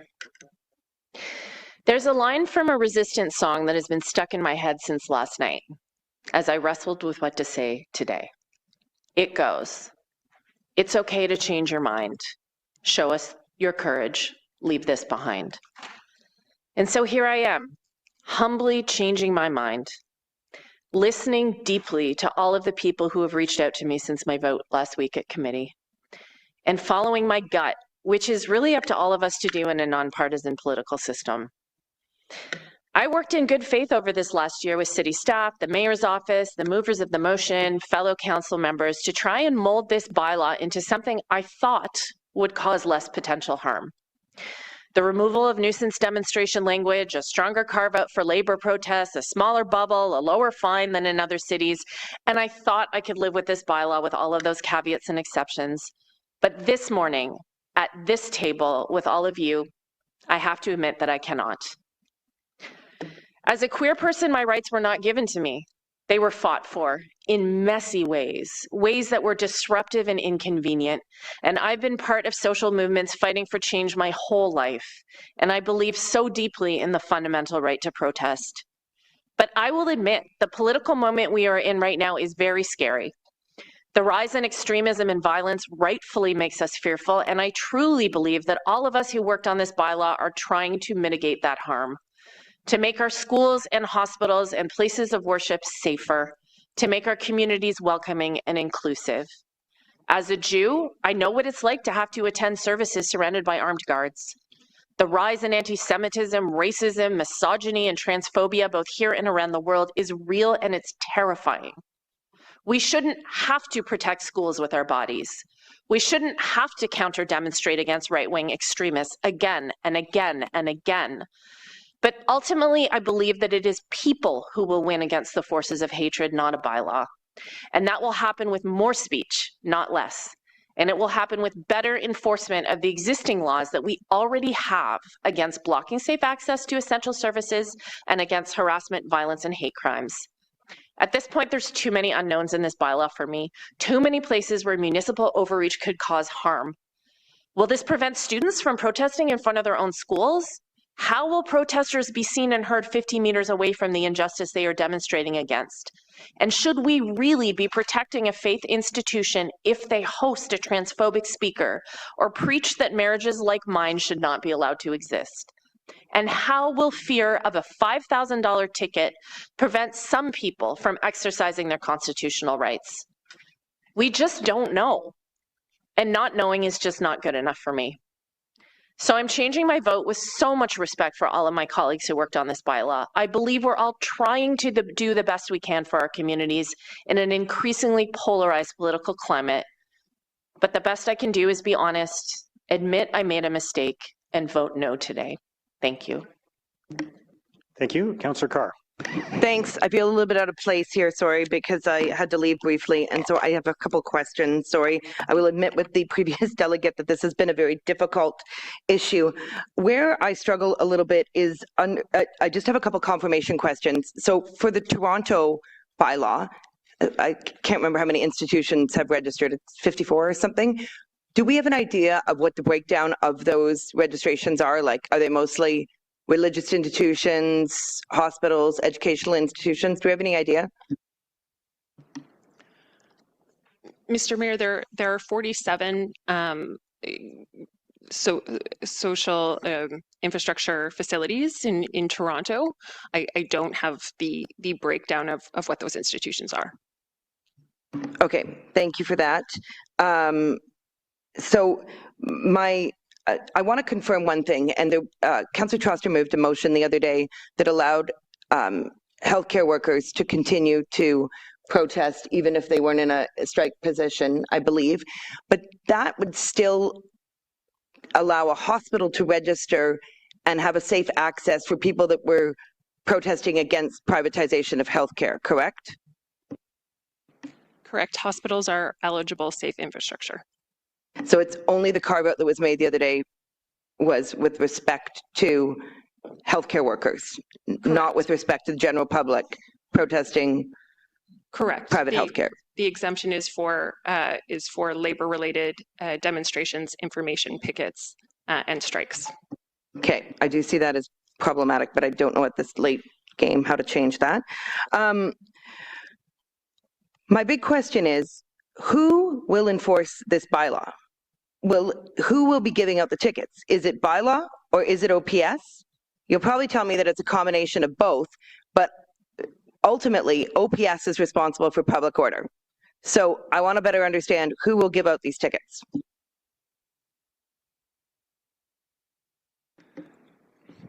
Mr. Mayor, thank you for the question. I think the simple answer is both Ottawa Police and bylaw will be responsible for the enforcement of this bylaw.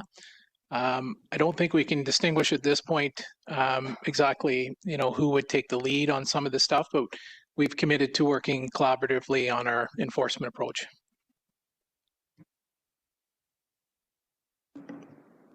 Can you repeat your last line? Sorry. I understand you'll work collaboratively, but you haven't agreed who would take the lead. Exactly, Mr. Mayor. So we've agreed to work collaboratively on our enforcement approach, and I would suggest that given the circumstances, you mentioned in your opening remarks about public order, depending on what the situation may be, police would take the lead and we would be there to assist. That's not to say that depending on what the information that we have on a call, there's a couple people involved, that bylaw would take the lead and attend and see if we could resolve the issue without police presence. Okay, thanks. So the police board is currently undertaking a review of its major events policy to ensure that it's firmly anchored in a human rights-based framework. I think the consultations will begin on that sort of summertime into the fall. And we're required to do that.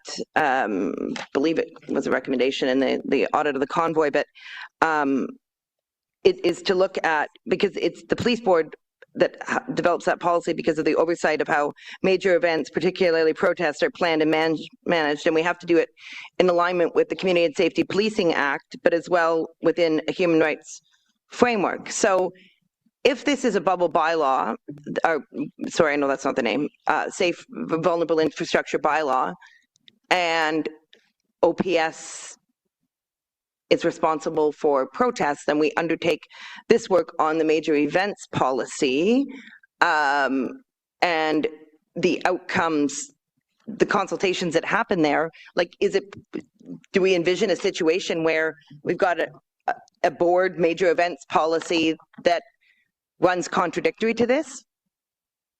Like, is that possible? Thank you for the question. So I would say that both bylaw services and OPS both have authority to issue bylaw tickets. We take a measured approach when we manage these demonstrations. We use enforcement as a last resort. There is a lot of education that takes place. We hope for compliance through volunteer. And if it escalates to the point where a bylaw ticket is required, we will do that. We do work with bylaw services, hand in glove, if you will, around managing our demonstrations. We attend these events together, and when required, we may defer to bylaw services to issue that ticket, just based on the fact that police may escalate the sort of the dynamics of what's taking place.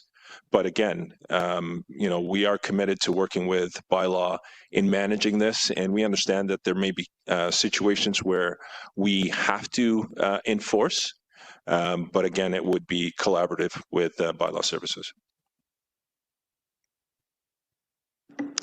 Okay, thanks. And so our opportunity to review this bylaw, should it be adopted, will be when? Like, I think there was a motion from Councillor Johnson that it's 2 years.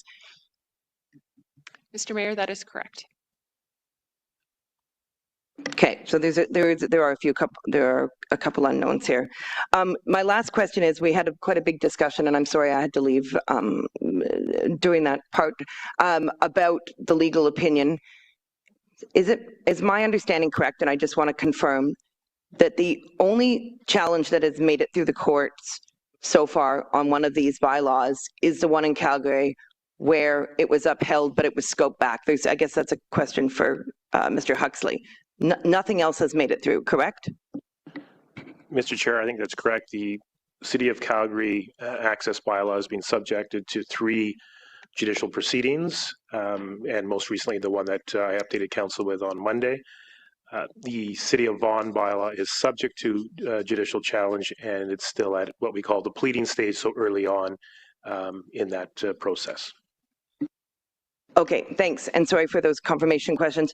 This is a extremely complex balance that we're trying to achieve between human rights and right to access. And, you know, I'll kind of echo what Councillor Troster said. I do think it's been a very difficult decision for many of us trying to balance that out. You know, I've heard equally from both sides, you know, people wanting to support this, people wanting not to support this.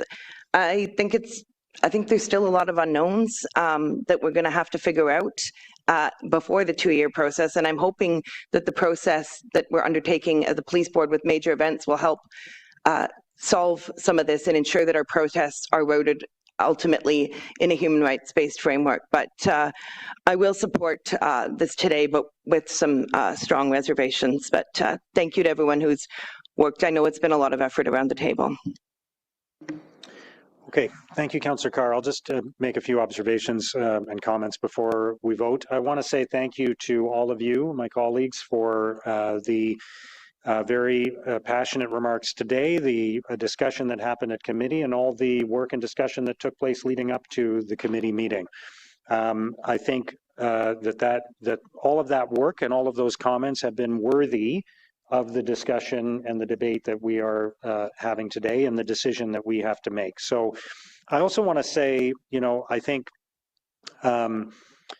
nobody who votes for this bylaw is opposed to people's right to demonstrate, and nobody who votes against this bylaw is opposed to anyone's right to free access to the places they're visiting. I think all of us, all 25 of us, support the right of people to demonstrate and support the right of people to have free access to the places they want to go. Those two things are not mutually exclusive, and I don't think there's anyone around this table who would look at them in absolute terms, one at the price of the other. What we are dealing with here is the very difficult decision of where to draw the line between those two, in some cases, and some occasions, competing priorities. And that is what we do. We draw lines. Our noise bylaw draws lines. All the bylaws we have draw lines between one person's right to do something and somebody else's right to not have to experience whatever that person is doing. So we draw those lines. That is part of our job. And I think, you know, it is important to remember that. And just because we draw the line somewhere does not automatically mean that it is at a future date going to move to another place that is far less reasonable.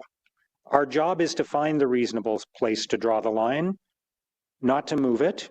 And if we decide the reasonable place is here, we might tweak that in the future, but it is not inherent that someday in the future, someone else is going to move it to a place that is completely unreasonable. I think we have a responsibility to make sure that doesn't happen. So again, I thank you for all the passionate remarks. I think this has been an important discussion. I think a lot of work has gone into this bylaw over a long period of time to bring it to a much more reasonable and acceptable place than it would have been or might have been otherwise. So I appreciate all the hard work that's gone into this. The team in my office, some of the people from council who have worked on it, and especially our staff. Thank you for everything. Great care has been taken here to make sure that everybody's rights are being protected.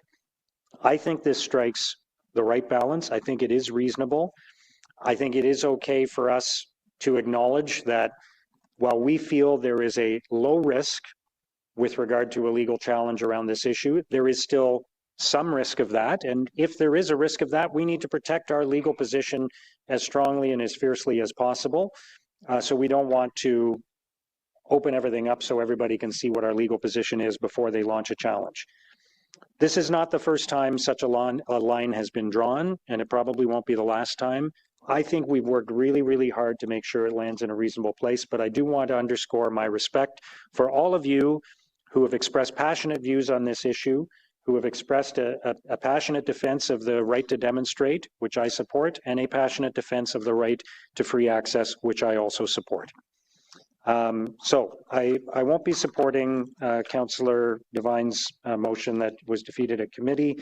I accept and respect where Councillor Bradley's motion is coming from, but the feedback from staff, I think, is that it will be too difficult to enforce and implement that, so I won't be supporting that motion, although I do respect where it's coming from.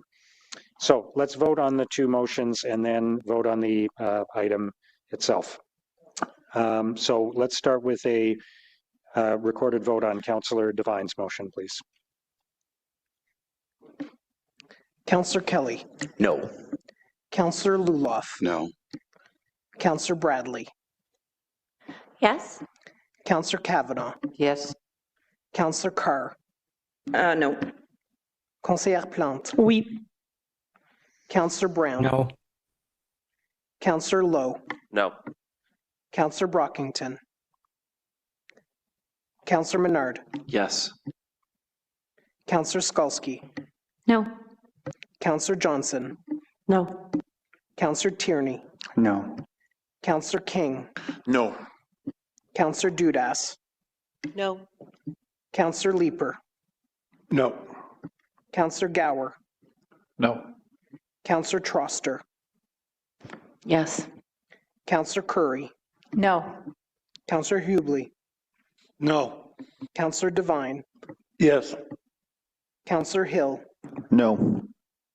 Conseiller Desroches. No. Councillor Kitts. No. Mayor Sutcliffe. No. 6 yeas, 18 nays. Okay. Thank you. We'll vote now on Councillor Bradley's motion. Councillor Kelly. No. Councillor Luloff. No. Councillor Bradley. Yes. Councillor Kavanaugh. Yes. Councillor Carr. Yes. Conseillère Plante. Oui. Councillor Brown. No. Councillor Lowe. No. Councillor Brockington. Councillor Menard. Yes. Councillor Skalski. No. Councillor Johnson. Yes. Councillor Tierney. No. Councillor King. Yes. Councillor Dudas. No. Councillor Leeper. Yes. Councillor Gower. No. Councillor Troster. Yes. Councillor Curry. No. Councillor Hubley. No. Councillor Devine. Yes. Councillor Hill. No. Councillor Desroches. No. Councillor Kitts. No. Mayor Sutcliffe. No. 10 yeas, 14 nays. Okay. And then the item itself, please. I'm sure there are some dissenting votes, so we'll have a recorded vote, please. Thank you. Councillor Kelly. Yes. Councillor Luloff. Yes. Councillor Bradley. No. Councillor Kavanaugh. Yes. Councillor Carr. Yes. Conseillère Plante. Oui. Councillor Brown. Yes. Councillor Lowe. Yes. Councillor Brockington. Councillor Menard. No.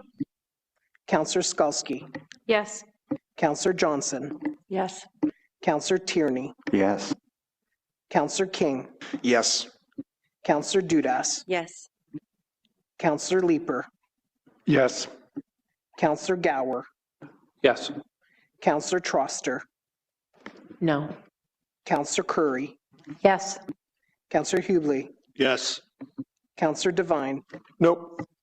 Councillor Hill. Yes. Conseiller Desroches. Wait. Councillor Kitts. Yes. Mayor Sutcliffe. Yes.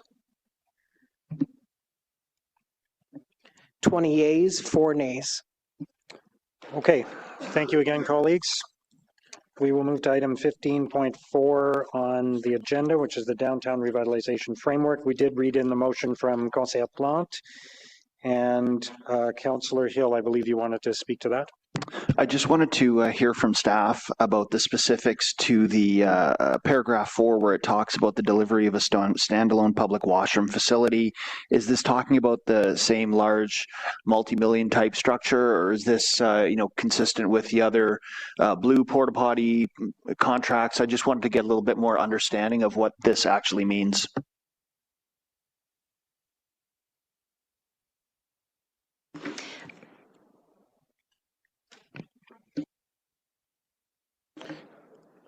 I'm not sure what, are you referring to what's in Councillor Plant's motion, or?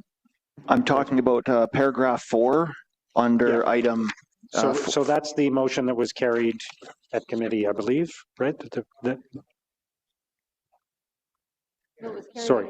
Yeah, it was carried at committee. It was just to ask staff to come back with, I don't want to paraphrase an entire motion, but it was to ask staff to look into options and come back.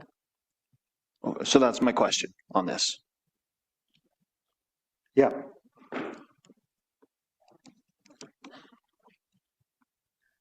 Consider a washroom strategy. Councillor Troster, did you want to speak to it? Yeah. Thanks, Councillor. I can just speak to it as a motion. There's 4 parts to the proposed public bathroom strategy. 1 is considering standalone facilities. 1 is looking at expanding access to existing facilities and parks. Another one is looking at the possibility of working with businesses to pay for increased cleaning so that they can open their bathrooms to the public. And the 4th item is a wayfinding idea to ensure that people can find public bathrooms. There's nothing in this plan that either forwards a specific project at this point or attaches any funding to it. Although, yes, there is currently a project under consideration that's on hold because of a funding gap, and the mayor's office and I are looking at options. But there's nothing in the downtown revitalization plan that specifically gives a green light to one option over another. And there's also many other items in the revitalization plan that don't necessarily have a specific funding source in 2026. This is a forward-looking plan. Thank you. Thank you, Councillor Troster. All right. Councillor, what's that? I see Councillor Troster's hand up and then Councillor Tierney. Yeah, she spoke already. Okay. Yeah. All right. Councillor Tierney. Yeah, great. So just maybe Marcia, just to confirm, because it's a rational concern. The discussions that took place, this is just to go out and look. There is no funding commitment. The bricks and mortar, now I think it's $2.5 million bathroom, that is not proceeding, correct? That's what Councillor Hill's alluding to. That's correct. My understanding. Perfect. Okay. That's great. Thank you, Mr. Mayor. Okay. So the motion by Councillor Plante, is that carried? And the item is amended, is that carried? All right. We are going to move to our in-camera item now, and I will ask Councillor Leeper to read the motion to move in camera, please. The one that's not coffee stained. Bear with me just a moment. I think what you intended to say was, be it resolved that City Council resolve in camera pursuant to procedure bylaw number 2025-100, subsection 13-1D, labor Relations and Employee Negotiations, and 13-1F, the receiving of advice that is subject to solicitor-client privilege, including communications necessary for that purpose with respect to strategic collective bargaining, amalgamated transit union 279, transpo, ratification of tentative agreement. That was just a nice little transition between yourself and me there. Yeah. Yeah. All right. Is that carried? All right, we will move in camera and resume shortly.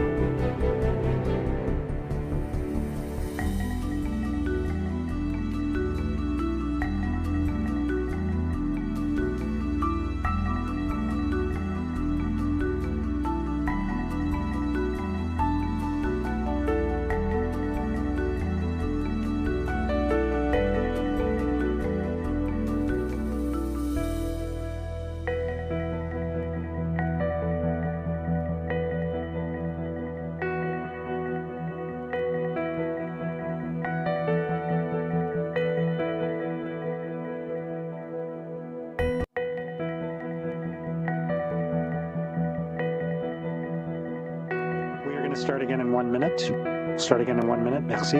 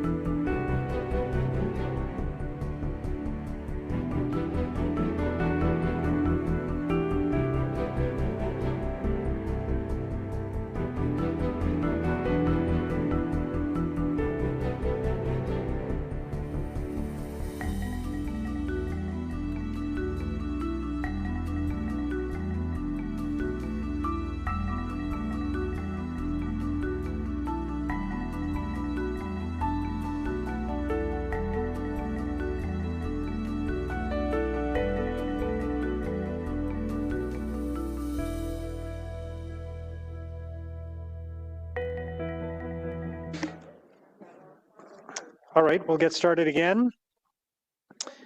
For the benefit of those joining us, Ottawa City Council just met in camera pursuant to Procedure Bylaw 2025-100 as follows, subsection 13.1D, labor relations and employee negotiations, and 13.1F, the receiving of advice that is subject to solicitor-client privilege, including communications necessary for that purpose with respect to strategic collective bargaining, Amalgamated Transit Union 279 Paratranspo, ratification of tentative agreement. During the closed session, no votes were taken other than procedural motions and/or directions to staff. We have one motion to be considered, to be moved by Councillor Gower, seconded by Councillor Lowe. Councillor Gower, if you wouldn't mind reading the motion, which we'll put on the screen. Whereas the City of Ottawa and Amalgamated Transit Union 279 Paratranspo have committed to working collaboratively to resolve issues of mutual concern in the workplace, and whereas the collective agreement between the City and Amalgamated Transit Union 279 Paratranspo expired on December 31st, 2023, and whereas the bargaining teams for the City and ATU 279 Paratranspo have been in negotiations in an effort to renew the collective agreement on mutually agreeable terms, and whereas the City and ATU 279 Paratranspo bargaining teams reached a tentative agreement on March 25th, 2026, subject to ratification by ATU 279 Paratranspo membership and City Council, and whereas ATU 279 Paratranspo has ratified the tentative agreement, be it resolved that City Council ratify the tentative agreement with ATU 279 Paratranspo. Be it further resolved that the terms of the tentative agreement be made public following formal execution of the agreement by the workplace parties. Thank you, Councillor Gower. Is that carried? Thank you, everyone. Motion to adopt reports. Councillor Leeper.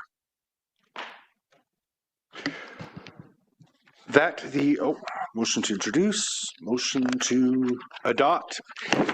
That the Joint Emergency Preparedness and Protective Services and Public Works and Infrastructure Committee Report 2, Joint Finance and Corporate Services and Planning and Housing Committee Report 4, Built Heritage Committee Report 31, Emergency Preparedness and Protective Services Committee Report 23, Finance and Corporate Services Committee Report 35A, Planning and Housing Committee Report 63, Transit Committee Report 25, and the reports from the City Clerk entitled Status Update, Council Inquiries and Motions for the period ending April 17th, 2026, and Summary of oral and written public submissions for items subject to the Planning Act explanation requirements at the City Council meeting of April 8th, 2026 be received and adopted as amended.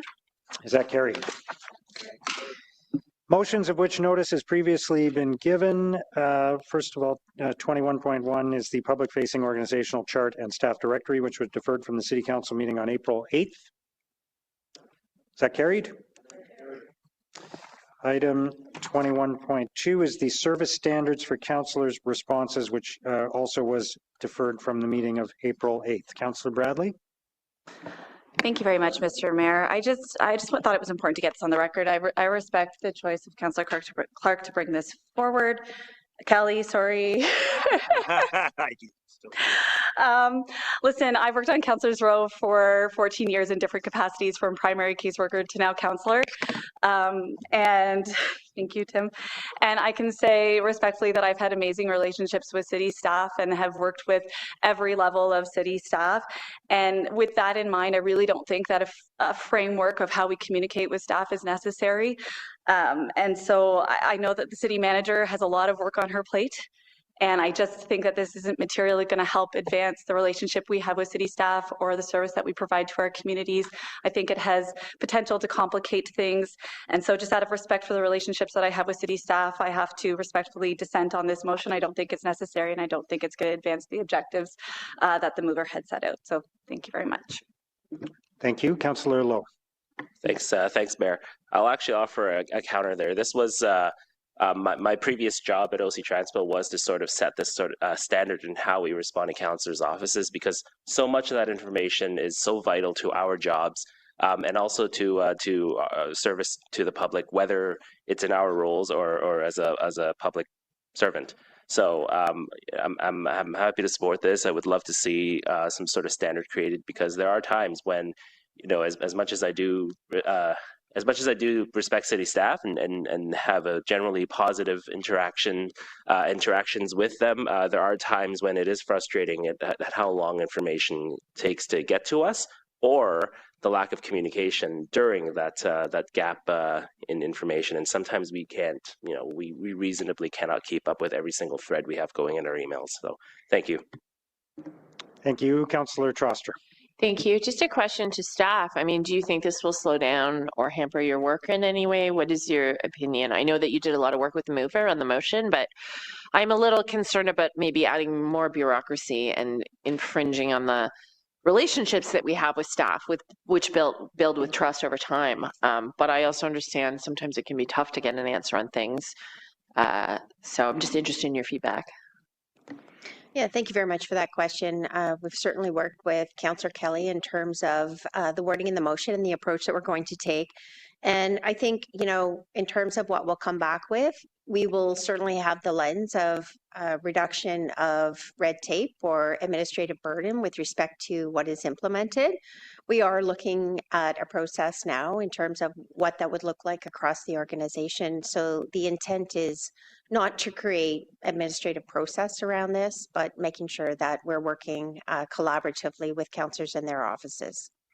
So would this, from your perspective, prevent any of us from just picking up the phone and calling a staff member or sending a message on Teams if we have a quick question, or reaching out to staff that we have an existing working relationship or continue to work on a project? Like, do you anticipate this will introduce some sort of form or some sort of like formalized process that we need to follow in order to communicate with staff? You will always hear me say, we don't need to fix something that isn't broken. So appreciating the fact that you have processes in place today to get those quick answers. I don't see those things going away. But what I do plan to do is, I know I've had outreach to have a quick check-in with everybody. I normally do that a couple of times a year. And I want to hear from you in terms of, you know, what the issues are, so we can come up with something that works for all of us. Okay, thank you. I just don't want to hamper the existing relationships, because I've actually found staff to be really responsive in general. And sometimes a quick, hey, are you available on Teams for 3 seconds is the easiest way to get an issue resolved. And I'm just a little bit worried about the potential for adding, oh, you have to use this form and this is the only way that you can talk to staff, like kind of mediating our relationships in a way that would actually slow things down. But I understand what the mover is trying to get at here. And if you feel confident that you'll come back with something that doesn't add that extra level of bureaucracy and actually slow things down and hamper relationships, then I'm prepared to let this lie. But I mean, I do share Councillor Bradley's concerns. Okay, thank you, Councillor Devine. Thank you, Chair. Yeah, I definitely appreciate the intent behind this motion. I don't necessarily know the degree to which all of us might identify that there is or there is not a problem. I think my experience is probably indicative of most, where I have some responses that I get in a timely manner, and I have other responses that I wait for quite a while, and that may hinder my ability to serve my residents. To the city manager, you made reference to your check-ins. You have had a check-in with me where you led with your own question about how have I had an experience with, delayed answers from staff, and you had tacitly acknowledged that such a problem may in fact exist. So I don't mind seeking to solve a problem if it exists. A few questions to the city manager. Is your interpretation of the motion as presented that should there be a standard timeline, a standard response time, is it your impression that it would be staff recommending what such a timeline would be, or that the motion is already prescribing and directing, I won't say imposing, but prescribing and directing a timeline that you have to see whether or not you can pull off? The motion is worded in such a way that what you're seeing in there is staff should consider, which is great. So it gives us space and time in terms of coming back with what that's going to look like for council's consideration. And the reason I ask that is, if as city manager, not necessarily speaking for all staff, but speaking for how staff can serve councillors and vice versa, I am hoping that if you go away and study this, that what you come back with is a staff-led recommendation of what a good time frame might be, but I'll wait until I see the recommendations. The other question I have, is it, and forgive me for not knowing the motion well enough, but is it staff's interpretation that in the motion there is a recommendation that as you go do this work, one of the things you should look at is whether other municipalities have such a protocol in place? Yes, that's correct. So that is in there, that you would go off and study best practice? We'll do some benchmarking as part of this and come back with that information as well. Great, thank you. Thank you, Chair. Thank you, Councillor Kitts. Thank you very much, Mr. Mayor. I second this motion. I have deep respect for staff, for the relationships I've built. I do find at times the onus is on councillors to be continually following up on an issue. And to me, based on the conversations I've had with the mover, this motion is really about setting expectations. In my own office, I have a service standard which I employ with responding to residents, getting an acknowledgement of receipt within 24 hours. If the answer is dragging, we proactively follow up with the resident to say, haven't forgotten about you, we're working on it, this is a little bit more complex than we thought. And I don't feel like that proactive approach is always taken with us, getting answers for staff. And many times it is, but it's not often enough that I think this is warranted. So I'm looking forward to seeing what the city manager brings back. Thank you. Thank you. Councillor Desroches. Thank you very much, Mr. Mayor. Overall, I feel the system is working. I'm going to support this. I'm really not sure how staff do it sometimes, because you have 25 bosses reaching out on a wide range of issues. And at the end of the day, I think you do a very good job in doing your best to get us the most up-to-date information and help us resolve problems. What I'm hoping this will do is help create a healthy workplace for your staff too, right? So that they don't feel intimidated by councillor's office, so they're not subject to potentially aggressive emails where the loudest voice is heard and gets action. So I'm wondering if the city manager can just comment on that from the staff experience, that they would find this helpful, at least for expectations in terms of getting back to councillors and not feeling stressed by, like I said, potentially aggressive or unprofessional kind of pushes sometimes. That happens from time to time. Not saying it's happening this term of council, but I have seen it over the years here at City Hall where councillors get very invested in issues, they get upset by issues, and sometimes that maybe gets channeled in the wrong direction. So will this help create a respectful work environment? Thank you very much for bringing that up. I do appreciate it. And I think, staff listening and watching this issue appreciate that as well. We very much want to have good relationships with everyone around the table. We're here to serve all of you, and we're here to serve the residents of our city. And in terms of sort of that respectful workplace, I mean, we'll bring that back in terms of the work that we do and put that lens on it when we come back with that overall plan. Okay, thank you. That's all, Mr. Mayor. I'll be supporting it. Thank you. Councillor Tierney. Yeah, thanks, Mr. Mayor. Again, I echo Councillor DeRosa's point. I don't know how you guys do it. You guys do a terrific job. Obviously, there's support from staff on looking at all this. This was going to take place anyway, correct? Yeah, we were looking at putting a process in place that's sort of standardized across the city. So that work is underway. Yeah, I thought so. So that's good. And thanks, Councillor Clark, for getting together and working together with staff. All that to say, I've raised this in the past too. We're looking at the use of technology as well to improve workflow, I assume, and communicate. Basically, if somebody leaves on a holiday for a long period of time, I think that's one gap that we're looking to get covered off.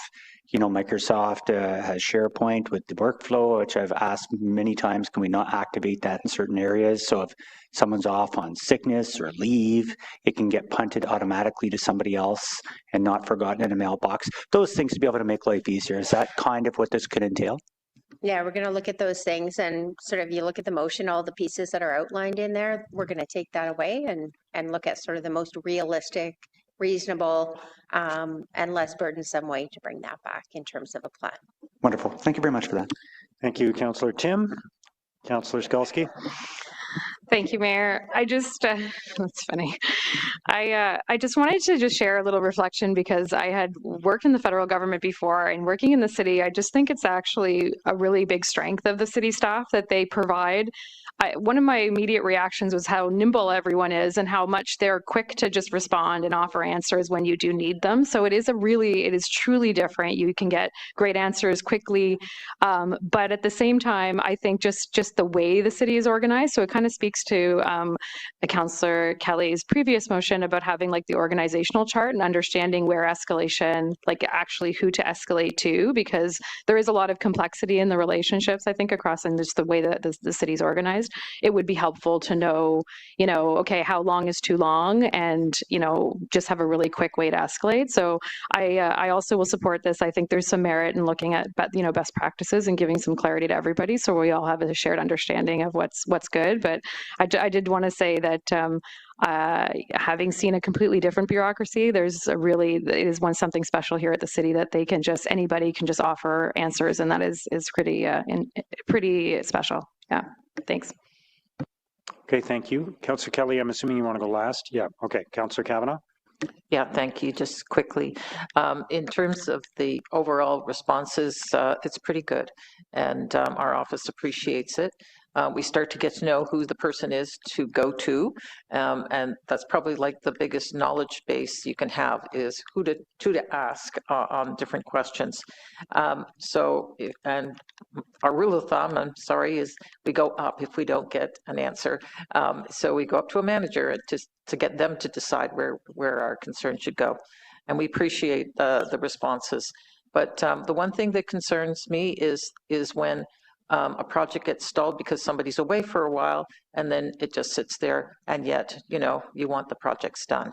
So if there can be sort of more of a team approach to projects rather than one individual, and then if they're not there, it doesn't happen.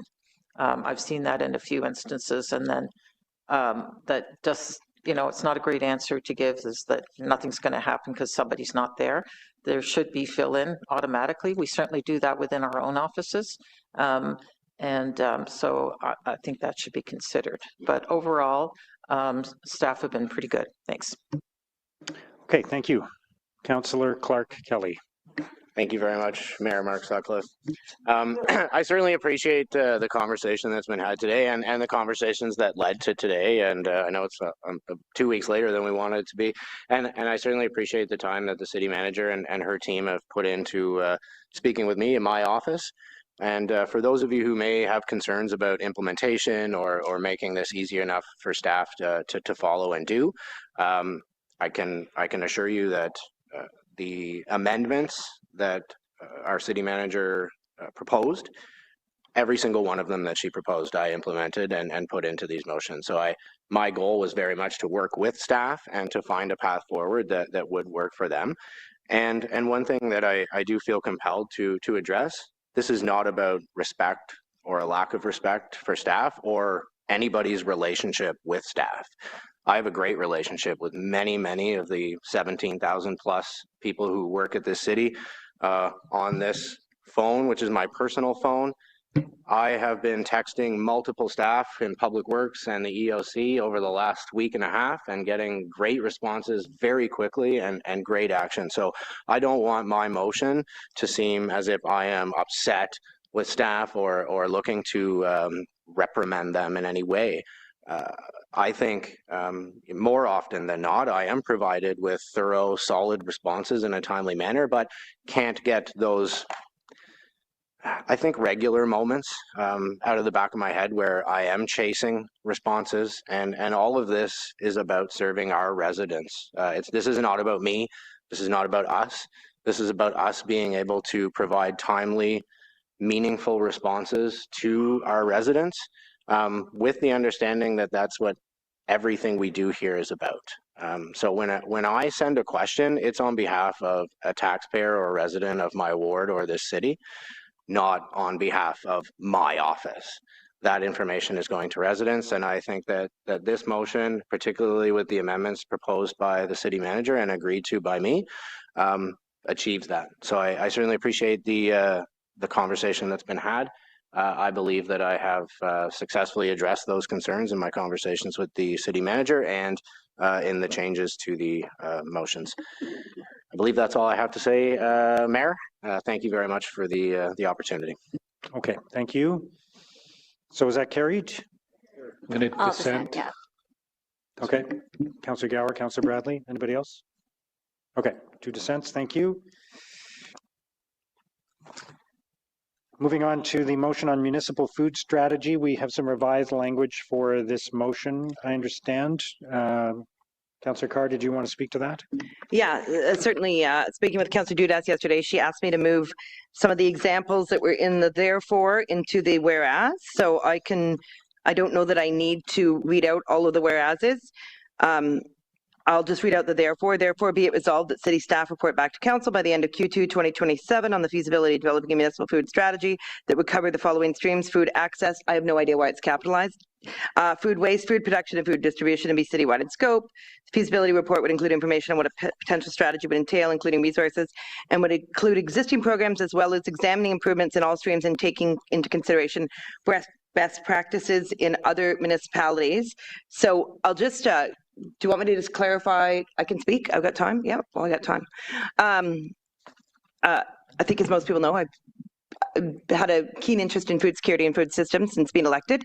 Not only am I the only councillor to be written about in a magazine for eating during a police board meeting, but I also have worked on the Community Gardens Action Plan motion with Councillor Kitts, worked on a motion for food security advocacy. And one thing that we don't have in the city is we don't have a food system strategy. The majority of major Canadian cities already have one in place.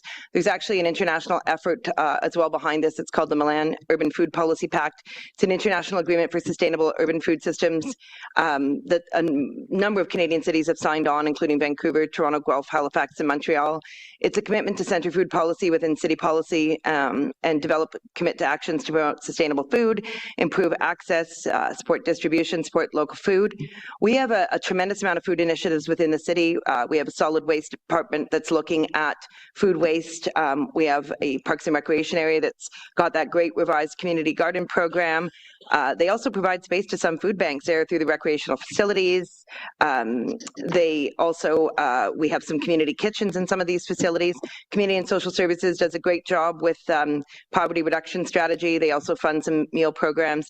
Ottawa Public Library, I found out this week at a food security conference, that they actually have 3 locations where you can actually bring in your vegetables from rural communities. I had no idea that this was something. Bring in your extras and take food. OPH works on the nutritious food basket planning. We've got provisions within the official plan that spoke to urban agriculture, but we don't really have a food strategy in terms of what are the ultimate goals of these actions, what are the strategic objectives. So when I found out, for example, about Ottawa Public Library programming, and people are saying we need food hubs, is this already a mini food hub? You know, I don't know. I think at the time we know that food security is a major issue within the city. We have 1 in 4 families using food banks. We know the inflationary pressures. We also know the trade struggles that we're having with our neighbors to the south. Will this impact our food? You see the impact of what happens in northern communities when they don't have access to food. So I think it's a great time to look at whether the city should have a food strategy, how we can promote. One big advantage of the city is we have rural communities. We are rural cities. We have local farmers, local producers, local distributors. We have a growing farmers market community in different communities. Lots of opportunities to look at what we can do as a city, and I think putting it in a food strategy will help. I will say, since the CBC reported on this, I have had many messages from people asking for, they have specific ideas on access, distribution, promoting local businesses, how to improve food security. I was surprised how much input I got, positive. People are excited about this. So the motion before it is just a feasibility strategy to come back in a I think it gave a year's time. What could this look like for the city? How could we develop a food strategy like most major Canadian cities have? And I also am hopeful that it will have an equity lens on it as well, because we certainly know that this does, you know, there are disproportional impacts. So that's it. Thank you. Thank you, Councillor Carr. Councillor Dudas. Yes, thank you very much, Mr. Mayor. I wanted to thank the mover of the motion for being so willing to discuss my concerns and to accommodate with the revisions to this motion that we now have before us, and to thank the seconder as well too for both of their work on this. I know when I first saw the original version of this motion, I do see great value in the idea of having a strategy. Ottawa is actually an outlier in terms of a municipality that doesn't have an overarching strategy. Toronto began this work in the 1990s. They adopted a food charter in 2001 and a comprehensive food strategy in 2010. Vancouver followed suit in 2013, and London has one adopted in 2017, and that was all quite some time ago. As chair of Community Services Committee, I've also seen the departments under that auspice work to address food security and recreation programs and things like that. So I think that there is great value in having a holistic idea of what is happening in our city when it comes to food. Where I could not support the original motion, though, was the examples that were given and the very prescriptive nature about what we would see and what staff would come back with, in particular, the publicly funded grocery stores. So I did not want to throw out the baby with the bathwater. I wanted to leave it to staff to come back. I know that if that option ever came back, I could not support that, but I wanted to see what they would come back with and have a chance to have a fulsome debate when we are ready to do so. So I wanted to be very appreciative and express my appreciation to Councillor Carr for being so willing to chat that out with me, and I will be supporting the amended motion. Thank you, Councillor Dudas. Councillor Tierney. Great. Thank you, Mr. Mayor. And I do want to highlight, I think Marty Carr is probably one of the biggest champions of food security on this council. Thank you, Councillor Carr, for your great work on that. I also want to thank everyone, because I woke up like a lot of people and read the headlines where it clearly said we were going to get in the business of running city-run grocery stores. We have potholes and light bulbs and all those wonderful things to deal with, and this is, again, another thing I don't think we need downloaded to us, and it would be a bridge too big for us. I was just looking at staff. The way the motion was worded, I think we had probably appropriate concern because it kind of was leading down that path. It seems like a pretty good modification, removing it from the resolution to ensure that that does not take place. We're not going to build a community city-run grocery store, correct? Through the mayor. So the way the motion is currently worded, it does provide a lot of flexibility to examine what is currently in place and what are the gaps to work across departments and to really come forward with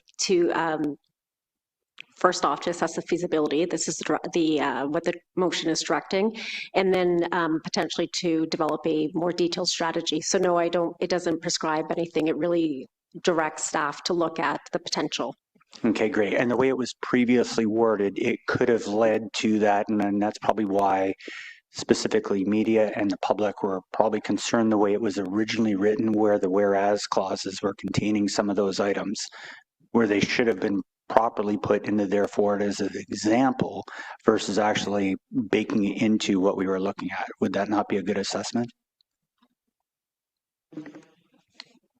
Just to be clear, that motion doesn't exist anymore, so we can't. Well, I'm trying to create the argument, Mr. Mayor, why this is actually a good motion now. Yeah. Previous to the previous. I think you can make that point. So I'm looking for a response from staff.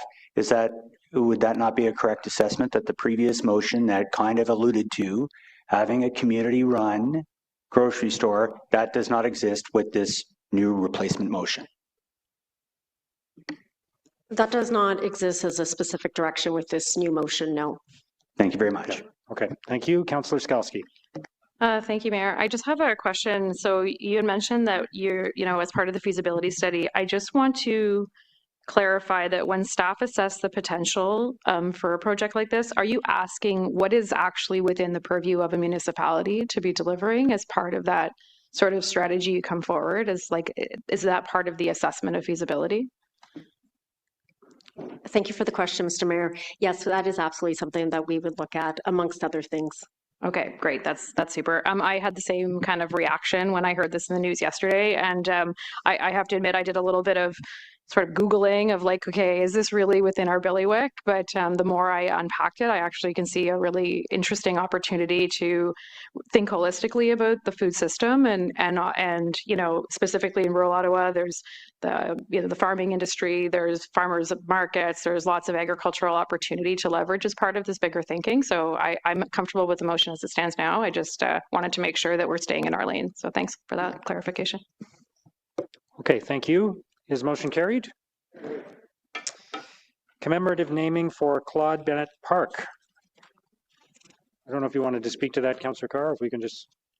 Yeah, I don't know if I need to speak too much about it. Claude Bennett was a well-known individual, lived in Alta Vista Ward, played a number of political roles, involved in a lot of organizations, and so the motion is simply that the park currently known as Faircrest Heights be renamed Claude Bennett Park. And so I don't know if you want me to go through the clauses. I'll read them. Therefore, be it resolved that the park currently known as Faircrest Heights Park, located at 550 Smythe Road, be renamed Claude Bennett Park. And be it further resolved that an appropriate stand and plaque be installed displaying the name and including a brief history of Claude Bennett's contributions to his community. And be it further resolved that all costs related to the production and installation of the stand, plaque, park sign and subsequent event will be funded through the Mayor's Office Thriving Communities capital account. And be it further resolved that all text for signage and commemorative plaques shall be bilingual and subject to approval by the General Manager of Recreation, Cultural and Facilities Services. Okay, thank you. Is that carried? Thank you. Installation of secure delivery lockers at city facilities. Councillor Plante, I don't know if you wanted to speak to that, or we're okay to just... Yeah, no, well, I'll wait for it to be pulled up on the screen here, but it was just something that came up in discussion in a security meeting that we had back in 2023 in the Vanier area, and we have been going under every single couch cushion trying to find a private provider who would have one of these lockers. I know some people had expressed to me some reservations about it being Amazon. The motion very specifically states that it's not just exclusively Amazon that we're looking at. We could have Canada Post, we could have FedEx, we could have any sort of provider. And as a lot of you know, porch pirates are a huge, huge issue in the Vanier area. So I'll just read the further resolve since I read it in last week. Is that okay? Great, thank you. Therefore, be it resolved that the Recreation, Culture, Facility Services Department be directed to work with Supply Services to issue a request for expression of interest no later than Q2 2026 to determine if there are delivery warehouse companies interested in installing at their cost secure outdoor delivery lockers on city property and subject to fair market value compensation to the city. And be it further resolved that should such an interest be identified as part of the RFEOI, the general manager of our CFS work with Supply Services and interested proponents to identify viable locations for the installation of outdoor secure lockers with safe access to pilot project basis, including but not limited to the possible option of Richelieu-Vanier Community Centre. And be it further resolved that staff report back to City Council on the results of the pilot project no later than Q3 2027 with a recommendation regarding a possible citywide expansion of the project for the installation of secure delivery lockers at other city facilities. Thank you. Merci. Is that carried? Dissent. Dissent. One dissent. National Youth Week. Councillor King. Thank you, Your Worship. I'm just proud, and I typically do this on an annual basis, to move, seconded by Councillor Johnson, that the City of Ottawa proclaim May 1st to May 7th, 2026 as National Youth Week, honoring our young people and reaffirming our commitment to recreation, equity, and community belonging for them. And I do know that during this week, that youth do meet with you, Mr. Mayor, in your office through Youth Ottawa.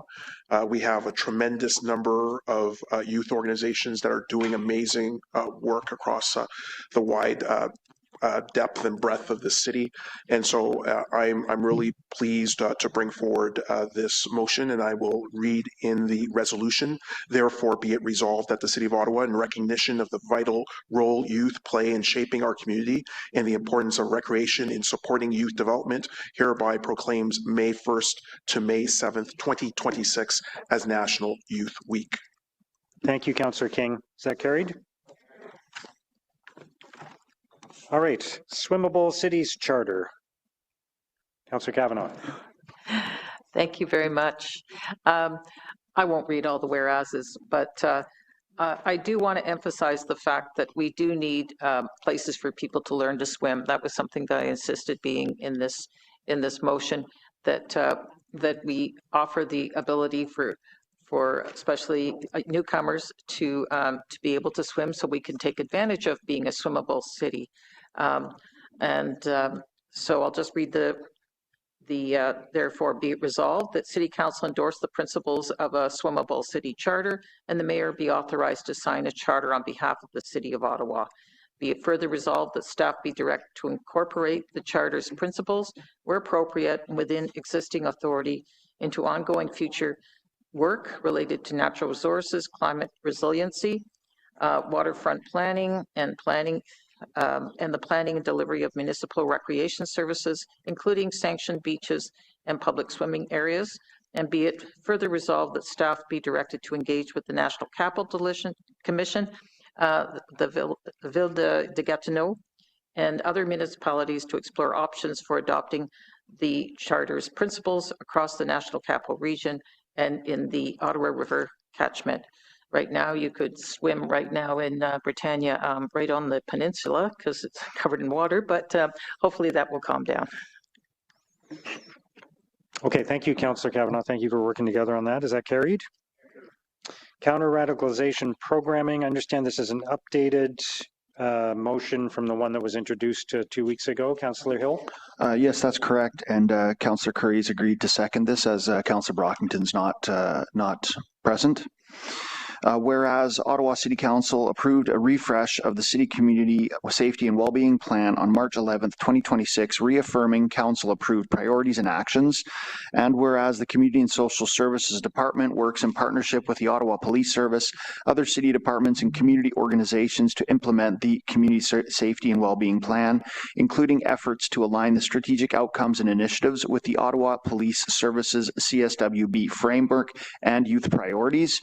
And whereas Ottawa City Council approved funding in 2026 to continue the city's Ottawa Stops Hate Now anti-hate campaign, of which the programming is now being finalized, and whereas Ottawa Stops Hate Now works in partnership with United for All, a coalition of organizations, community leaders, and people with lived experience sponsored by the United Way East Ontario that has a mandate committed to building safe, compassionate, resilient communities for everyone, and of which the City of Ottawa, Ottawa Police Service, and other organizations are members.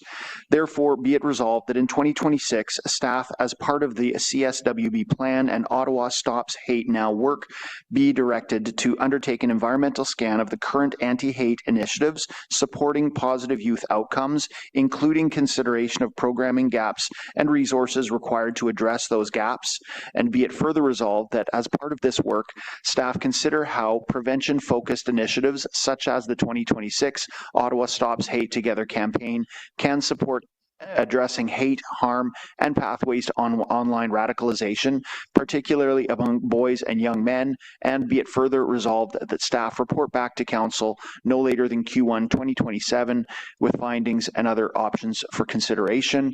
As you're aware, Mr. Mayor, this was a result of the briefing that we received at the last Council meeting, which identified concerns with regards to extremism, radicalization, and identifying that youth diversion and counter-radicalization type programming is something that would address those issues. And so I look forward to Council support on this issue. Thank you, Mr. Mayor. Thank you. Councillor Carr. Yeah, thanks for that. That motion, Councillor Hill, staff approved that language? Yes, okay. And then did you have any discussions with Ottawa Police Service on what they're offering in terms of that at all, with Abidjan or anything? I would let staff respond to that. I know that there was engagement back and forth between staff on that, but I would defer to them. Yes, thanks for the question, Chair. Yes, we spoke to Ottawa Police Services and our EPS colleagues and others with regard to this and the language in the motion, and we're together on this, and we'll work together. Okay, perfect. Thanks very much. Thank you. Is that carried? Motions requiring suspension of the rules of procedure. There are 4 that are all of a time-sensitive nature. So we have a motion from Councillor Devine, authority to facilitate ancillary agreements at nominal value. Looking forward to finding out what that means. On suspension of the rules, is that carried? Carried. Go ahead, Councillor Devine. Thank you, Chair. This is really just a very, very administrative motion, and so obviously I've contemplated going in camera over this, but I'm going to go against my own ideological nature, and I'm going to dissent on my own inclination and just get right to the motion. So, whereas on April 16th, 2025, I thought that joke was going to kill, but no. Whereas on April 16th, 2025, Council approved Report ACS 2025 SI 0010 pertaining to the transfer of certain city-owned properties at nominal value to support the development of not-for-profit affordable housing projects such as 40 Beechcliff. And whereas implementation of these developments may require additional agreements relating to adjacent or abutting city-owned lands, including the conveyance of easements and the execution of other agreements required to facilitate development of the properties. And whereas the authority previously delegated by Council respecting the sale of the subject properties did not expressly include the authority to convey an interest in land that remains under city ownership at nominal value that are necessary in order to facilitate the not-for-profit and affordable housing developments. And whereas waiving the requirements for market value to allow for the conveyance of easements at nominal value is in keeping with the intent of the Council approval to transfer properties to not-for-profit housing providers at nominal value as a municipal contribution towards the redevelopment of affordable housing on city-owned lands. Therefore, be it resolved that Council authorize the Director, Housing Solutions, Real Estate and Investment Services to negotiate, enter into, conclude, execute, amend, and implement such additional agreements, including easements and other related interests at nominal value where required, to facilitate the development of not-for-profit housing properties previously approved for transfer by Council, provided such agreements relate to adjacent or abutting city-owned lands and are satisfactory to the City Solicitor. Be it further resolved that staff be directed to consider similar wording in future reports involving not-for-profit housing property dispositions at nominal value where appropriate. hopefully less wording. Briefly, this is just, there was an affordable housing project. I did not write that. There was an affordable housing project in my ward. There are easements that we were not aware that had to be granted to the city. And so this is just to waive what would be the market fee of these so that they can be disposed at nominal value. But the city would never have been collecting easement fees on these properties in the first place. So it's not like we're foregoing revenue. And by not passing this, we will be putting a significant delay on a really, really, really good affordable housing project. That's it. Thank you, Councillor Devine. Is that carried? On the Conservation Authority Transition Working Group, Councillor Gower has a motion requiring suspension of the rules. On suspension of the rules, is that carried? Councillor Gower. Thanks, Mayor. Thank you, Councillor Lowe, for seconding and for feedback from other Conservation Authority board members who sit around this table. Whereas the province of Ontario tabled Bill 97 to amend the Conservation Authorities Act to enable amalgamation of conservation authorities in Ontario, and whereas the Mississippi, Rideau, and South Nation CAs will be merged into the St. Lawrence Regional Conservation Authority along with the Raisin CA, and whereas the newly formed Ontario Provincial Conservation Agency is establishing transition working groups to oversee the amalgamation of Eastern Ontario CAs, and whereas membership in this group currently includes general managers of each CA and an elected member of each CA, typically the board chair, which do not include any councillors appointed by the City of Ottawa, and whereas a motion passed by Ottawa City Council on December 10th, 2025 outlined significant financial, logistical, and governance concerns in relation to the proposed amalgamation. And whereas the City of Ottawa will contribute approximately 50% or more of the amalgamated CA's funding, therefore be it resolved that City Council requests that the Minister of Environment, Conservation and Parks and the Ontario Provincial Conservation Agency include 2 Ottawa City Councillors as members of the Transition Working Group for the St. Lawrence Regional Conservation Authority. And be it further resolved that given the significant concerns about the impact of amalgamation on effective governance, accountability, funding, and public safety, that Council requests that the province pause its transition activities and undertake a full consultation with municipalities and stakeholders. And be it further resolved that a copy of this motion be shared with the Minister of Environment, Conservation and Parks.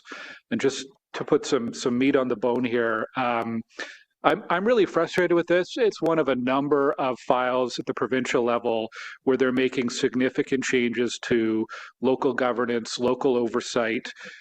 This is in a lot of ways been abstracted into an administrative exercise, but I just really want to emphasize how important conservation authorities are to our city, to our residents. These are groups that operate dams and flood control infrastructures. They issue flood warnings. We've been getting them the last few weeks. They protect watersheds that supply our drinking water. They play a critical role in public safety, people and infrastructure. And I believe the province's plan to consolidate them into these large regional bodies absolutely weakens those protections. Public safety, emergency response, and clean drinking water, these cannot be collateral damage in the name of efficiency. So at the very least, we should have Ottawa representatives as part of these transition groups. I'd like to see this pause completely, and I hope that councillors will support this motion. Thank you, Mayor. Thank you, Councillor Gower. Is that carried?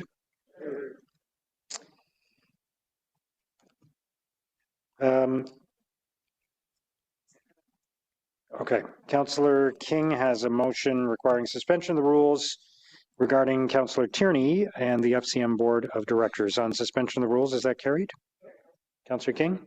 Thank you so much, Your Worship. Whereas the Federation of Canadian Municipalities, FCM, represents the interests of member municipalities on policy and program matters that fall within federal jurisdiction, whereas FCM's Board of Directors is comprised of elected municipal officials from all regions and sizes of communities to form a broad base of support and provide FCM with the united voice required to carry the municipal message to the federal government.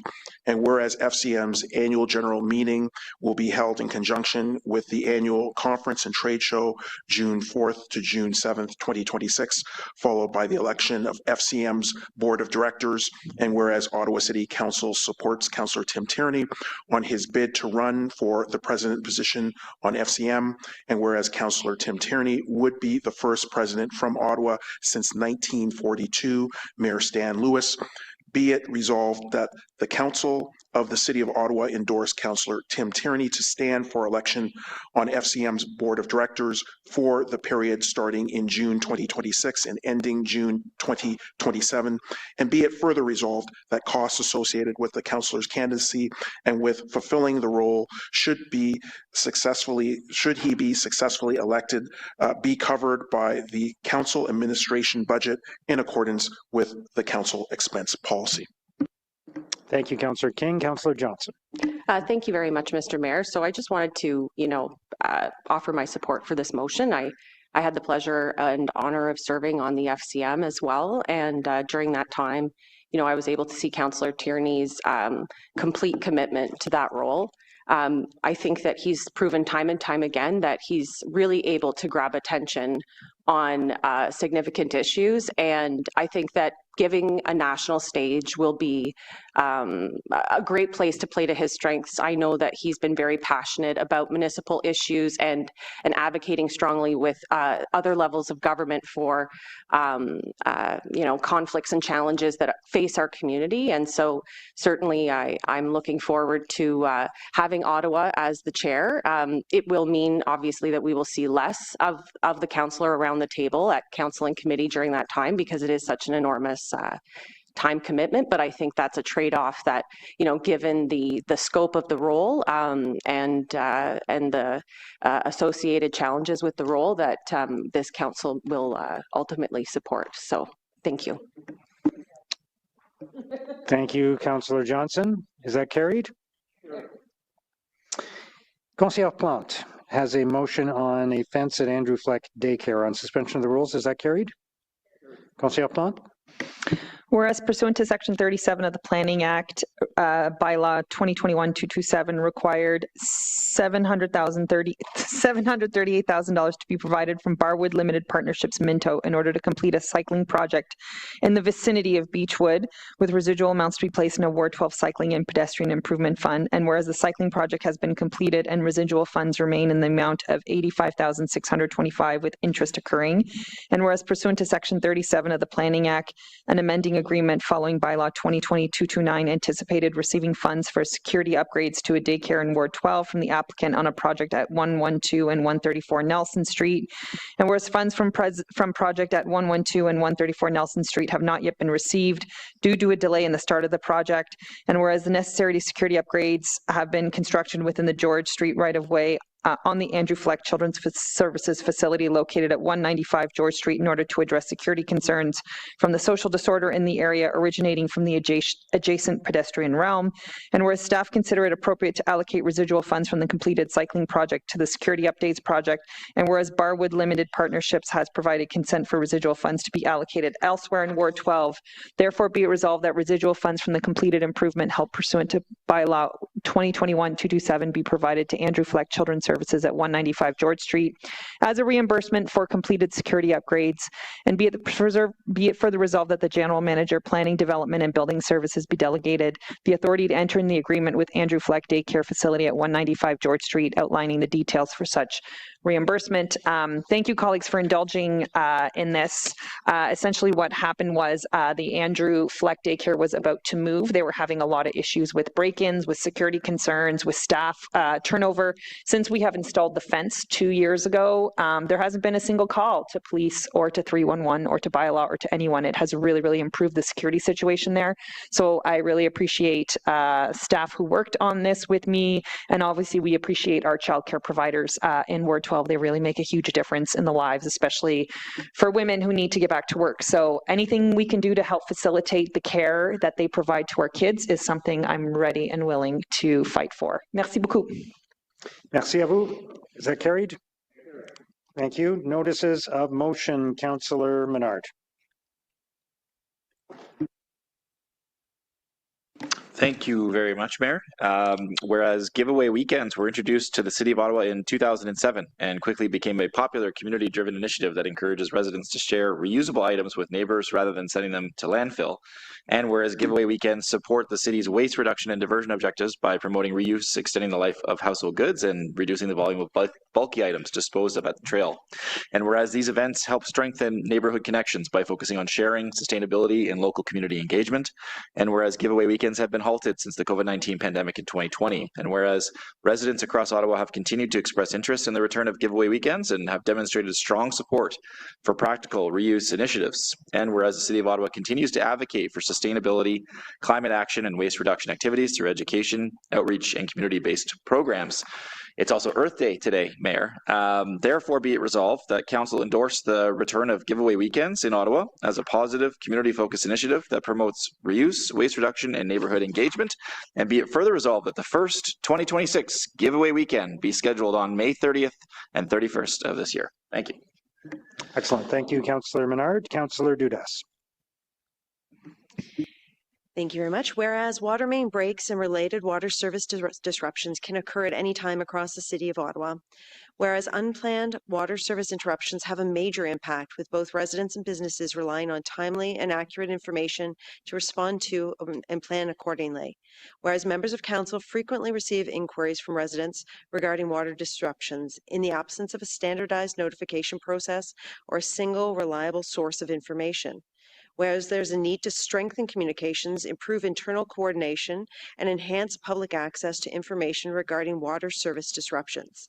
Therefore, it be resolved that Council directs staff to implement short-term improvements to communications and processes related to water service disruptions, including A, enhancing and refreshing communications materials for residents and water customers, B, increasing the availability, clarity, and prominence of information in ottawa.ca related to water service interruptions. C, developing a communications toolkit for members of council to support consistent and timely information sharing with residents.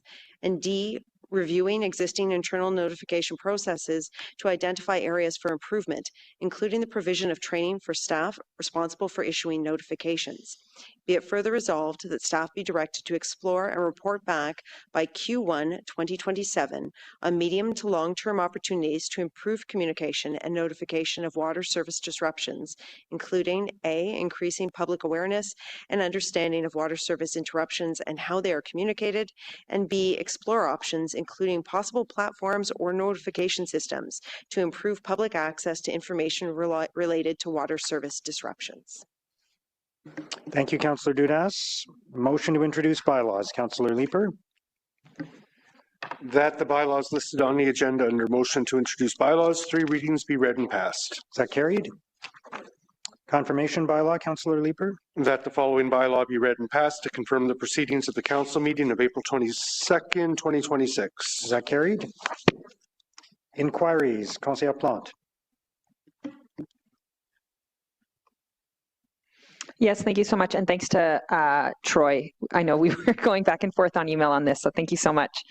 I'm seeking clarity from OC Transpo regarding how peak times are defined and applied in service planning. Number 1, definition and methodology. How does OC Transpo define peak times for ridership?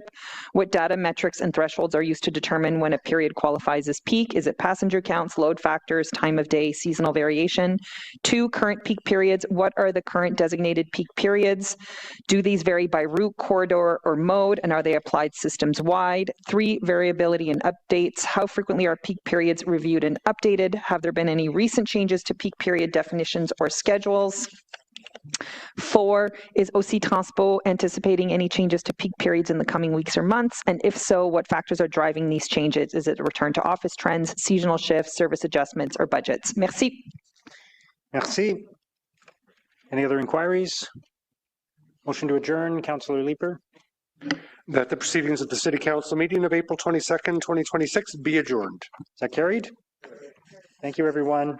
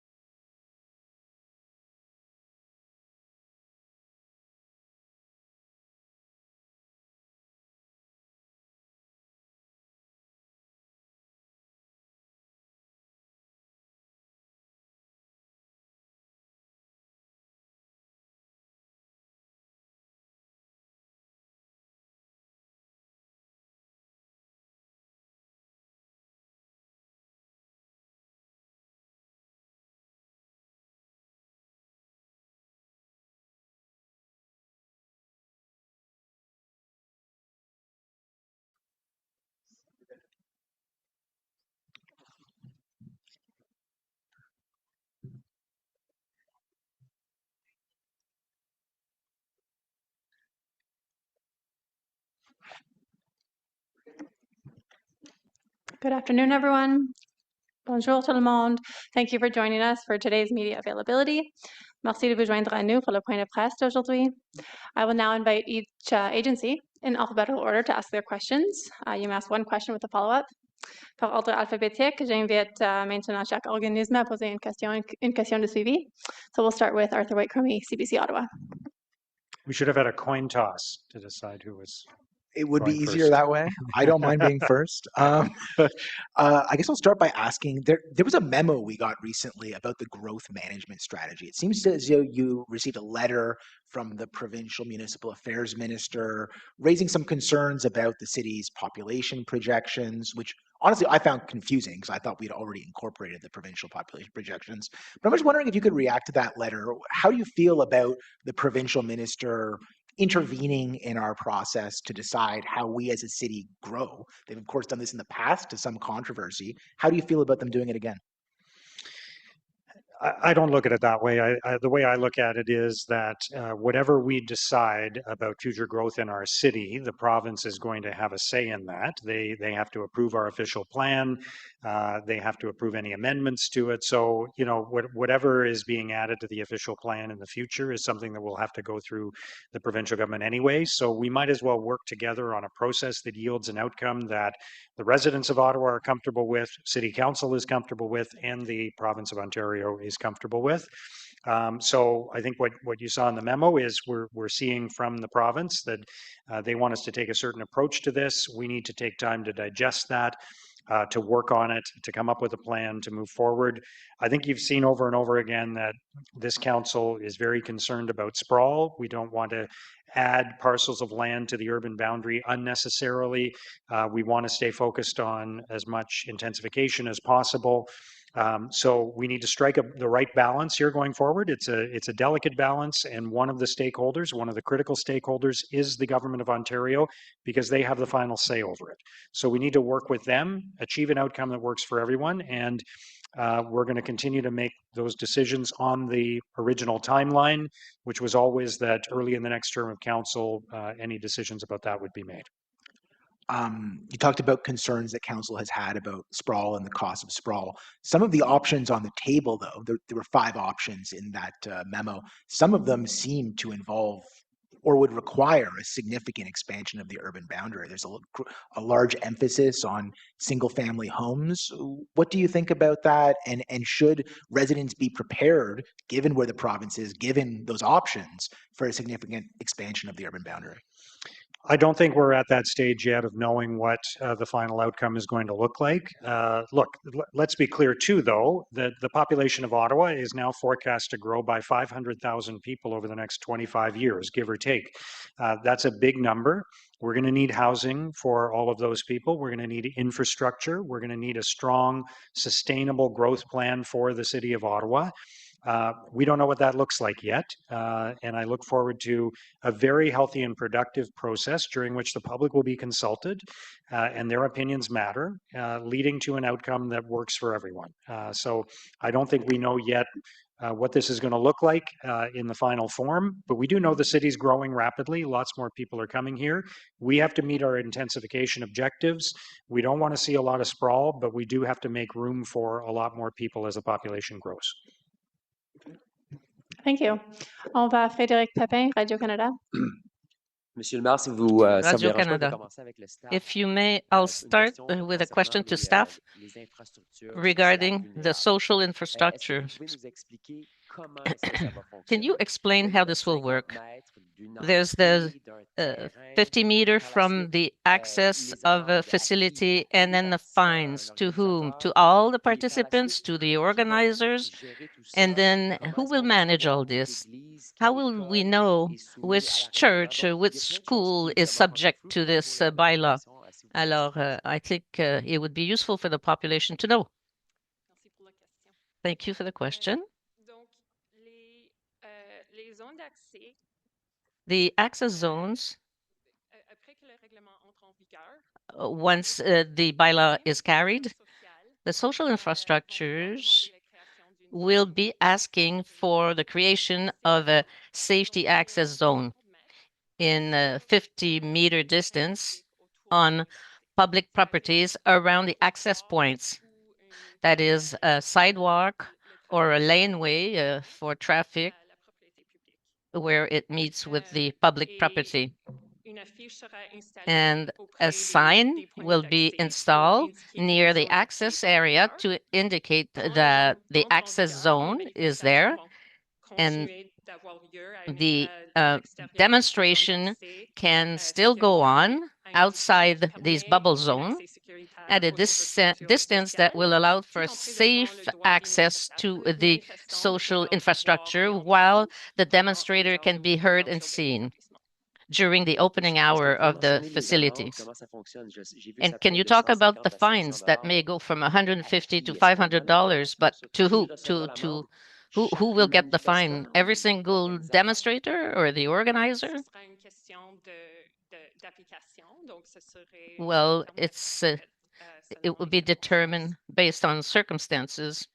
Mr. Mayor, there are other municipalities that have those protected areas. Ottawa won't be the first municipality, but some people are saying that it wouldn't hold in front of the court because it's not in line with the charter. Well, we don't know. What's important to emphasize is that we had a very long process to develop that bylaw.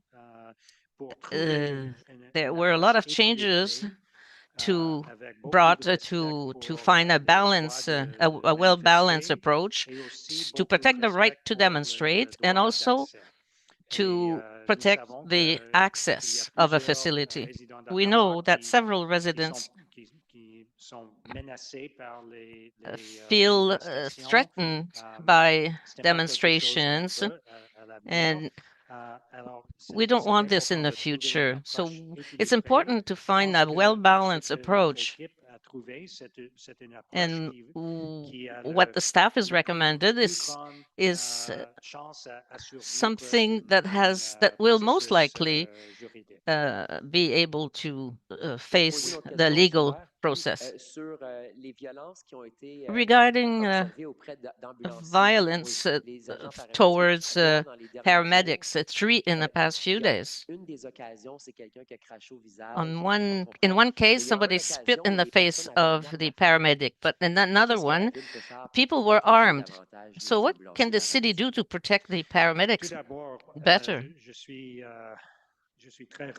First, I'm very grateful for the heroes that work at the emergency services in the city.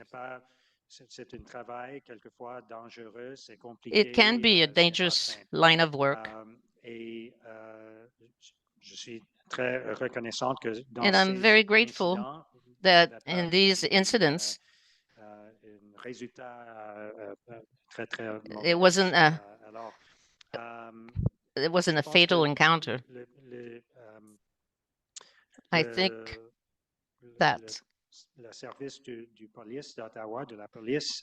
the police service in Ottawa is working with the paramedics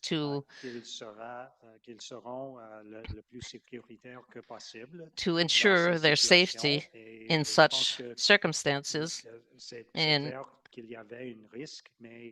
there's always a risk, obviously. But a tragedy was avoided in these 3 cases. We have one more question from Arthur White-Crummy at CBC. Sure. Thanks so much. This won't be about the growth management projections. I do want to ask about the bubble bylaw as well. And there were some concerns by councillors that council was rushing into this without a full appreciation of the risks. Why did you and others vote against having at least an in-camera discussion about this external legal opinion? And why does the public not have a right to have a better appreciation of the risks? whenever we do something like this, there is always going to be the risk of a legal challenge, and other cities have explored that risk themselves, and we've had conversations with them. We, as the City of Ottawa, representing the best interests of our residents and taxpayers, we need to protect the city against that risk. We can't share all of our best legal information publicly and provide a blueprint for somebody to make a legal appeal against the city. That wouldn't be in the best interests of the residents of Ottawa. So that's why we have solicitor-client privilege in all of these kinds of issues. So that's why that needs to be protected. I don't feel this process has been rushed at all. I feel like it has been a long and healthy process. This idea first surfaced many, many months ago. A lot of work and collaboration has gone into the final product that was adopted by Council today. It's a long way from the original version that was proposed. And a lot of care has been taken to strike what as close to the best balance possible in terms of protecting the right of people to demonstrate and protecting the right of people to have safe access to important cultural and community institutions. So I think this has been the end of a very long process. I know not everybody agrees that we struck the right balance and people had different points of view, but nobody went into today's meeting with their eyes closed. Everybody had a full opportunity to consider all of the different factors, including the legal risks, but not exclusively the legal risks. Everybody went in with their eyes wide open, fully understanding what was at stake here. And I think we struck a very important and meaningful balance between those priorities. And I've heard a lot of feedback from members of the community that they think this is a reasonable approach to take. We don't want to shut down demonstrations and protests, but we also don't want parents walking their kids to school in the morning and feeling threatened by an intimidating demonstration. We don't want people going into a place of worship and feeling intimidated. So a comfortable distance where a protest is still allowed to take place, but where people are still allowed to have safe access to their destination is I think, a reasonable balance. Okay, thanks everyone. This concludes today's media availability. Ceci conclut le point de presse.